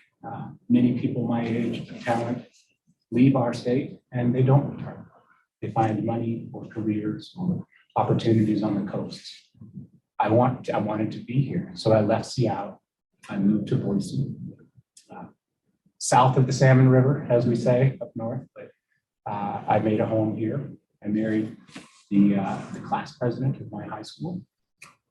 And I ran for the Boise City Council as in an effort to truly give back and facilitate ways to make this community, this state, better for the next generation of people, to give the next generation of people the opportunities that I have. That public service experience has been one of the best public experiences of my life and also one of the most challenging. We dealt with COVID-19, we dealt with social unrest. I learned a lot about all of the constituencies in our community. And after talking with my wife and talking through our family's needs, talking through our genuine desire for public service, that is an important part of our values as a family, which is an active duty member of the United States military. She encouraged me to look into this as another opportunity to give to our state. Those are the values that I'm bringing, and that's some of my history. I know you have specific questions about my file or other matters, and I'd like to give you as much opportunity to get those answered as I can. Thank you, sir. Start this off. I appreciate your history and being from Idaho. I value that. Several comments from the lawyers referenced your stepping down from the council for family reasons. You're a younger fellow, and I certainly value doing things that matter to your family. I looked up your statement when resigning. You said that public service is a bedrock value for you and your wife. Your oath to your city, hers to our nation, meant compromise and sacrifice. We've been honored to make those choices, but for now, we're not going to put those costs on Lily Parker too. And the fact that others commented on it, I felt I needed to lead with this because it makes me wonder if you really know what we do and how busy this is. I don't know how busy city council people are. They are no doubt very busy, but I can't think of the last weekend I didn't work. And so having a young family, I value that too. And so can you elaborate for me on what made the decision to get more family time, but now you want to do this very significant role in our state, which is often extremely demanding? Thank you. Yeah, thank you for giving me an opportunity to address that because, of course, it jumped off the page to me as well. I can't think of the last weekend I didn't work either. I'm familiar with that schedule, and that is my life, balancing the law practice with what is essentially a full-time job to be competent on the city council. So it's really two full-time jobs. Not included in that public statement, and I do understand this is a public meeting, is that my wife was very significantly injured about a year ago. She was pregnant with our daughter. She's a veterinarian. She was kicked in the head by a horse. She had a traumatic brain injury. In order to, the story gets better. In order to successfully run for another term under the new districting rules in our city, I would need to run against my friend and my colleague, very capable person, and a very well-liked person. And so in order to win that campaign, I would need to start working on the campaign precisely at the time that I needed to be in the hospital and at home with my wife recovered. I did not want to make, and I do not intend to make, my wife's injury a part of the public story about why I chose to step down. And so the language that we talked about and that we agreed upon was we need to put our family first. I'll be stepping down and try not to make it about me, about that race, or about my colleague who I am supporting in this election. So that is some additional context. As to your more fundamental question, I don't know if you understand what we do. I believe I do. I believe I'm very aware of both the external and internal pressures on the appellate courts, particularly the courts of last resort. I understand those processes and I get in those chambers. Appreciate that. And I didn't mean to put you on the spot with your family personal issues, but I felt it needed to be addressed. We thought it might be, and we discussed it ahead of time, so I want you to know that I'm on good ground at home with that answer. Very good to hear. Thank you. Mr. Eber. Thank you, Mr. Chief Justice. Good afternoon, and thanks for your application. It's quite a process. We know that. This is your first time before the Judicial Council, and made it a practice over the years of asking our candidates about judicial temperament and demeanor. Because when we aren't interviewing people like yourself for these positions, we're dealing with complaints from the public about the judiciary and oftentimes temperament, demeanor are part of that. But you're applying to be one of 5 top judicial positions in the state of Idaho. And so I'm going to frame the question as you've considered becoming a justice on the Supreme Court, have you thought about the leadership aspects of that job? Because you're at the top of the heap, so to speak, in the Idaho judiciary. So as a member of the Supreme Court, how would you provide leadership to the Idaho judiciary in terms of adhering to the canons and in particular judicial temperament and demeanor, so that the confidence in our judiciary among the citizens is maintained at a high level? Thank you. That's a question that digs deep because in my view, the legitimacy of the courts depends upon how accepted the courts are by the other much more dangerous branches of government and by the people. The leadership aspect that you asked about comes first and foremost from your own conduct. You lead well by being the type of person you want your followers to be. It has a couple of other components. In order to lead effectively, and I do have some experience with this, the expectations among the other people in your orbit must be clear. It must be obvious what the right way to be is, and it must be clear what the wrong way to be is. And again, you do that with your own conduct. I have never had an intemperate moment on the Boise City Council where we have had some incredibly intemperate hearings. We've had lawyers removed by the chambers from the police. That's how tense some of these hearings have become. My reputation on the council is as calm, collaborative, deliberate, and respectful. I have found in the council context, in the public meeting context, that the way that you lead in the sense that you're describing, sir, is with politeness, firmness, and temperance. You don't lean into emotionally volatile situations. You conduct yourself in and out of the chambers in the same way. Have I given a lot of thought to how I would do that? No, not in the sense that I thought I need to change my behavior. No, not in the sense that I thought, like, well, if this happens, I'm really going to have to stop doing this or start doing this. My default mode of being is consistent with the default mode of a respected person and of a, I think, of a respected judge. That is the way to do it. Thank you. Thank you, Mr. Thank you. Ms. Simpson? Yes, thank you, Mr. Chief Justice. Good morning. Good morning. Or Afternoon. Afternoon. What would you do to prepare yourself to be a viable member to the Supreme Court if you were selected?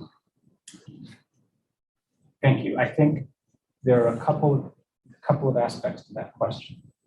First, for me, I would need to get to know my colleagues because there are going to be points of disagreement and there are going to be points of agreement.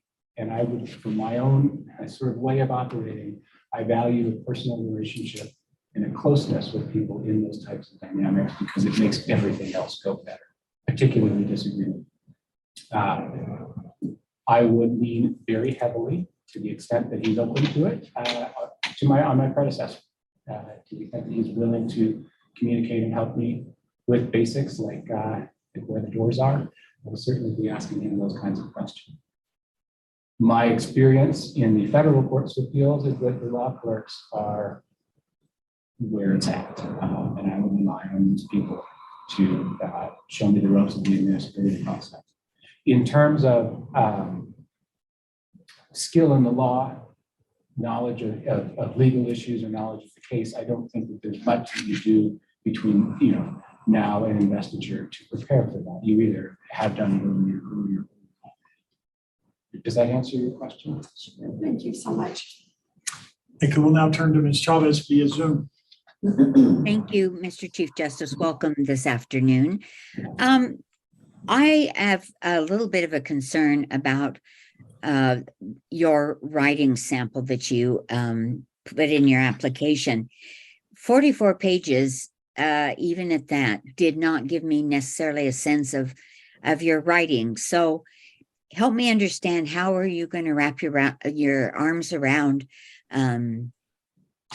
the sheer amount of reading and writing you're going to need to do if you were to get this position?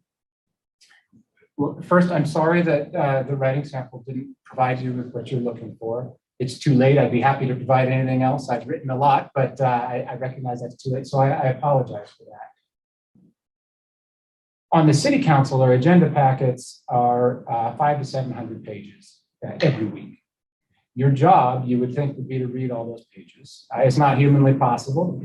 Your job is to get from that material what you need to know to be fair to the public and to be fair to the parties in whatever appeal we're deciding. I think I'm better than most at synthesizing that information and grappling with it. So with respect to the reading, I don't think that's not something that I'm worried about. As to the writing, if you're permitted to follow up, I'd appreciate hearing what you thought was deficient so I could address it more directly. But I write constantly. I write briefs, I write memorandums, I write letters, I write material for all sorts of purposes, business advising, client advising, nonprofit board work. My mother was an English teacher. I am an English major. I consider myself a good writer, and so I would be happy to follow up with anything specific that brought you to concern in my writing style. Thank you. I appreciate your honesty. Thanks, Chief. Very well, thank you. Judge Baskin? Sir, I don't think you've appeared in my court. I'm not sure what Idaho courts you have appeared in. You obviously have a lot of broad experience both in other states and in federal court. In the bar survey, when asked if this person would be qualified to be a judge, about a third of the people that responded to that question said no. 2/3 said yes. Explain why you think there was a third of the attorneys that said not qualified. Thank you. It's difficult to say. There are some interesting things in the bar survey responses that I don't understand. And perhaps this council is better at dissecting them than I am. There were, depending on the question, between 6 and 10 people who said that they didn't know me, hadn't seen me in court, hadn't read my writing. And that's also the number of people who felt I was not qualified. And so I don't know why that is. It's not my place to dissect those results because they are the results that everybody is getting. But I find that curious. And it may go to the other part of your question, Judge Baskin, which is your practice has been more multifaceted than the Idaho courts, and correspondingly, you have less time in the Idaho courts. There is one of Idaho's greatest virtues is its pride, and one of its greatest downfalls is its sense of insularity and skepticism of the outsider. And that may be partly how I'm perceived. I don't think that's accurate, and I don't think that comports very well with my record, but that could be part of it. I don't know, frankly. I recognize the same thing that Your Honor saw when I read these results, and I actually put them into Excel to try to suss out how the numbers were working. And I couldn't quite make it work. There are clearly some number of people who feel I'm not qualified, and it corresponds to the number of people who reported that they hadn't met or worked. I appreciate that you're a native Idahoan. I am not. My husband is, so he always points that out to me. But my question is, having someone that so many lawyers don't know be appointed to the Supreme Court, how do those lawyers have confidence in your ability to serve? Thank you. I think very quickly, I would hope that they would see me serving. the bar needs confidence in its judges. It needs confidence in its courts. The confidence comes for a new appointee from their reputation, certainly. But what really matters is the diligence, the performance, and the execution of the function of the job. And so while that confidence is pertinent perhaps at the appointment stage, that's not what counts.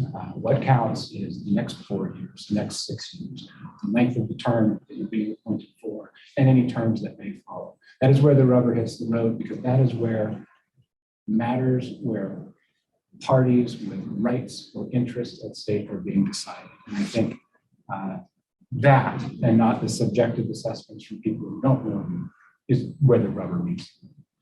Thank you very much.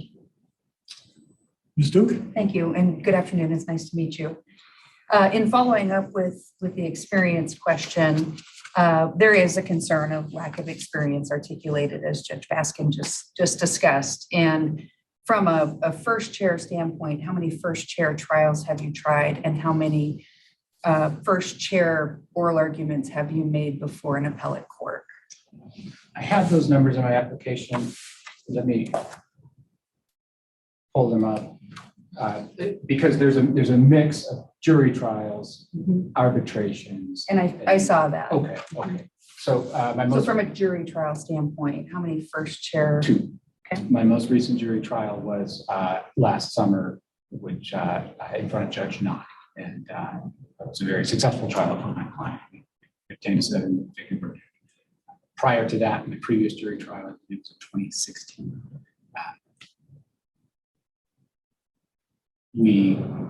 I got to opening arguments in a jury trial in 2019. We settled the case right at that time. Either 2 or 3 in the last 5 years, first chair arbitrations, 2 first chair proceedings before administrative bodies. And how many first chair appellate arguments? 3. To a Idaho Supreme Court or the Court of Appeals? 4. Yeah, that's right. That's correct. To federal courts of appeals, or to none to the Idaho Supreme Court, or to state courts of appeals. Thank you. May I ask you a few other questions? And so with that, why the Idaho Supreme Court? Why jump to the highest court in our land, as I like to call it, and not look to start as a magistrate judge or a district judge? Thank you. I think difficult with the present company, but I'm not sure the Idaho Supreme Court is the highest court of the land in some senses.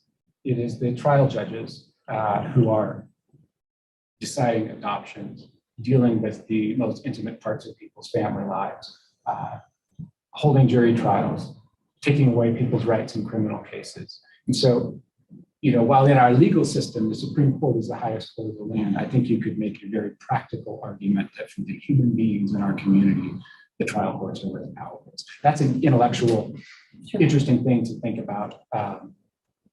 Frankly, my skill set and my bent is academic. It is intellectual and theoretical in the sense that when I was first elected to the Boise City Council, I asked if we could have fewer meetings and more memos. I don't know what that tells you about where my skill set is. And so I don't view this as a status thing. I don't view it as a highest court thing. I view it as pairing skills to aptitudes to needs. Thank you, Chief. Thank you. Mr. President. So now that you put yourself out there for this position, what reservations do you have about moving forward? Or what reservations do you have to overcome in order to be here today? I apologize. In order to be here today, are you asking about the reservations? What reservations do you have about applying for the Supreme Court? And or if you don't have any reservations about applying for the Supreme Court, were there any that you had to overcome in order to be? I still have reservations, and I had more earlier. Some of them have been resolved, but look, first putting yourself out there is difficult. It's difficult, I think, particularly for lawyers, but really for anyone, to invite themselves to be judged. It's difficult to run for office. It's difficult to say, here I am, evaluate me. because you're going to hear things you don't like. So I had all of the reservations of somebody who likes to be comfortable. I have all of my life, and this is, I think, part of what motivates me to be the kind of worker that you see in my file. I've had it, this is a very personal thing. I've had a fear that I will wake up someday old, and it will be clear to me how I should have lived my life. And it will be too late. And that is that set of reservations about whether you're making the right choice in your life, whether you're allocating your time according to the things that matter or the things that are merely interesting, whether you are deciding things in cases where people's rights are at stake in a way that is whole and ethical and conceptual of the entire picture, whether you are lazy and slovenly, whether you are bringing your best.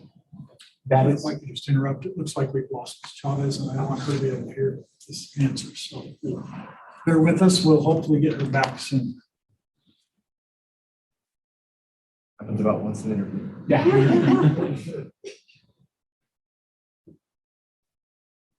Yeah. We're all so much better at this than we were 2 or 3 years ago. Terrible. But we still don't have it.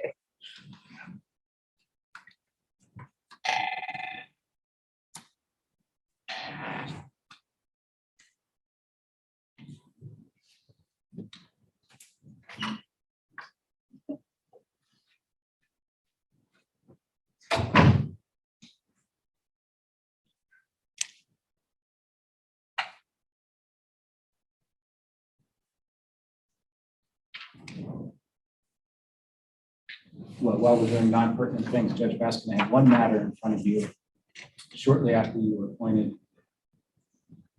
We made it to a motion to dismiss, and then we asked you not to decide it. And then the case sat there for 4 months while my client was dismissed. So no doubt. Well, I made a good decision then. You did a great, you did great. That's Didn't right. get appealed. The last thing we would have needed would be more pressure.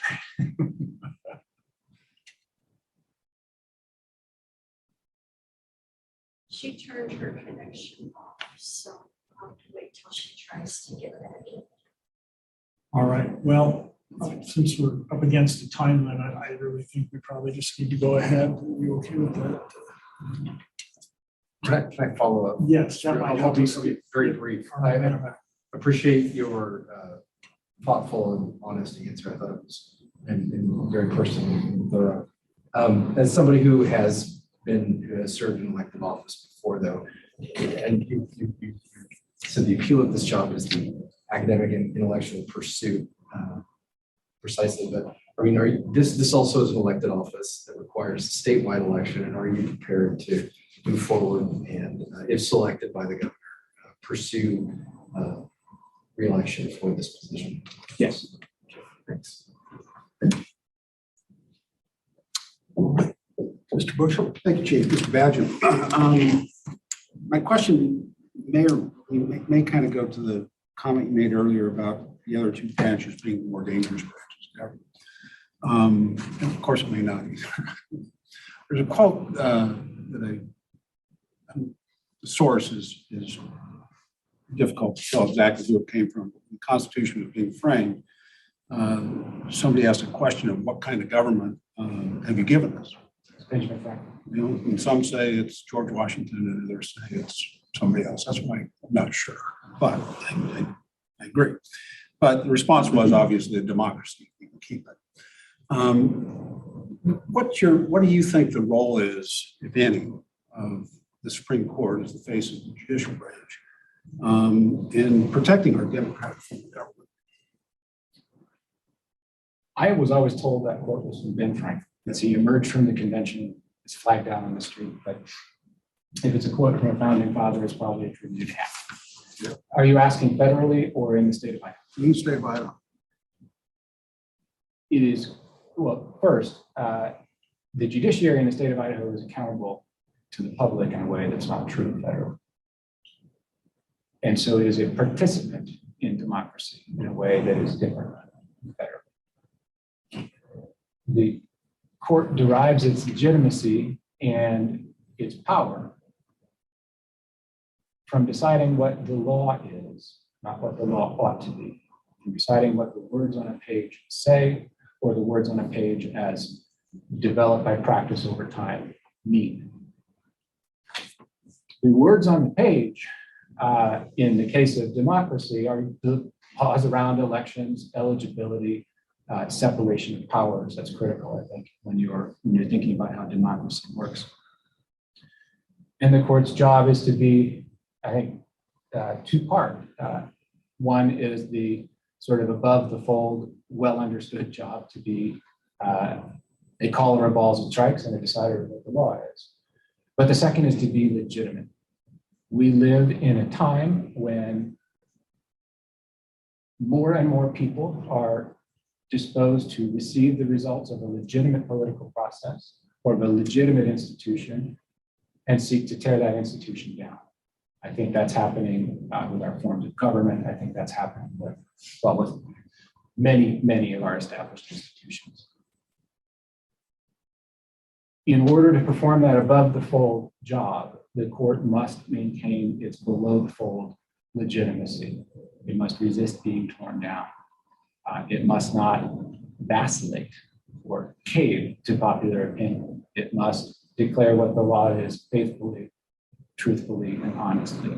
There is no way for a court to survive except by being legitimate in the way that a court is supposed to function. So is the court a political player in democracy? No. It's democratically accountable. But it is an important player in framing and shaping the process of democracy by applying the law truthfully and faithfully. And I think a court that does that tends to disappoint people on all sides. There's another famous quote that the proper function of a Supreme Court is to be ideologically unpredictable. That is how a court maintains its legitimacy. And that is how a court provides stability for democracy.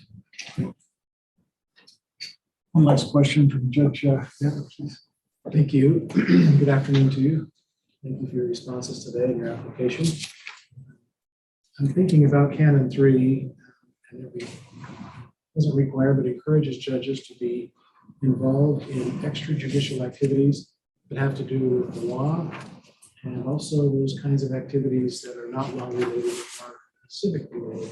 So if you were appointed the next Supreme Court Justice for the state of Idaho, how would you follow that canon and be involved in areas that concern the law and other civic activities that would be appropriate for a justice? Thank you.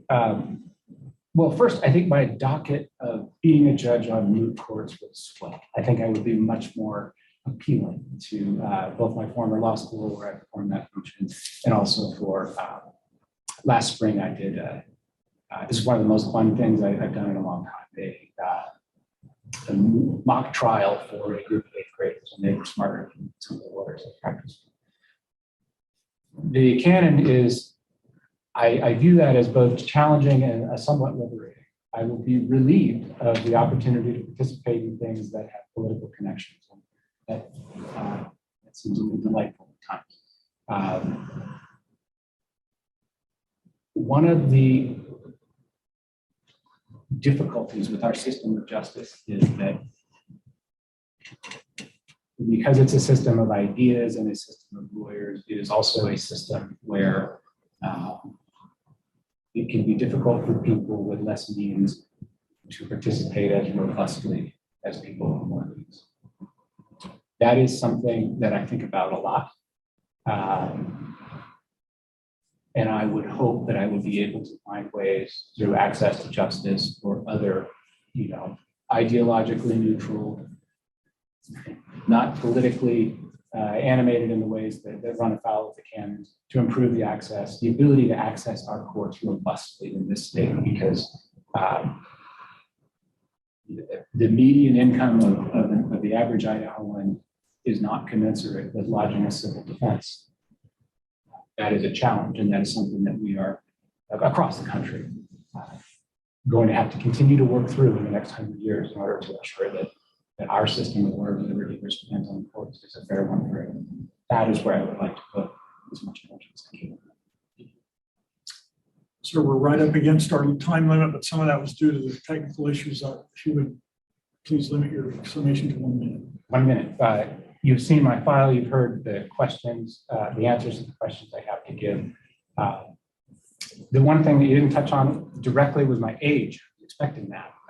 You are too young is something that I saw in our comments and that I'd like to briefly address now. Age is a proxy for experience, which is a proxy for competence. And I think if you look at the United States House of Representatives right now, you can see the dangers of youth. If you look at the Senate, you will see some of the dangers of age. You don't use the number, I think you use the facts and circumstances of the individual. I believe that I will execute this job faithfully, diligently, on my weekends. I will do what it takes to be a true servant of the state of Idaho. Thank you very much. We appreciate your thoughtful comments.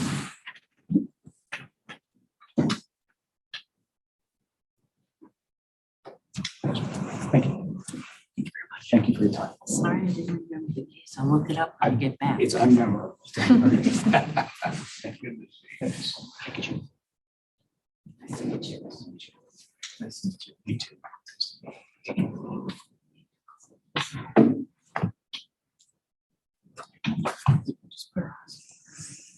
Do you need to give Liz a call or is there?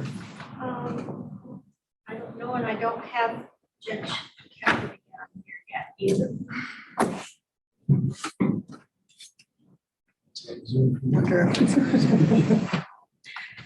No Liz, no Judge. Is that fine? Have I fallen for the internet? No, I thought it was always public too.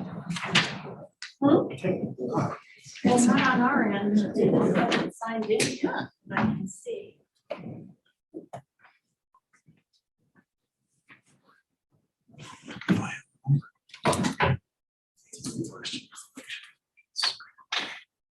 What did you modify that as something to the effect of? No, you're all good. I like it. You're all good. So That's much. John Adams. It's a great show. That series. Yeah. Who's the guy in it? I was the guy in Sideways, that movie. Yeah. Yeah. He's in. Yeah.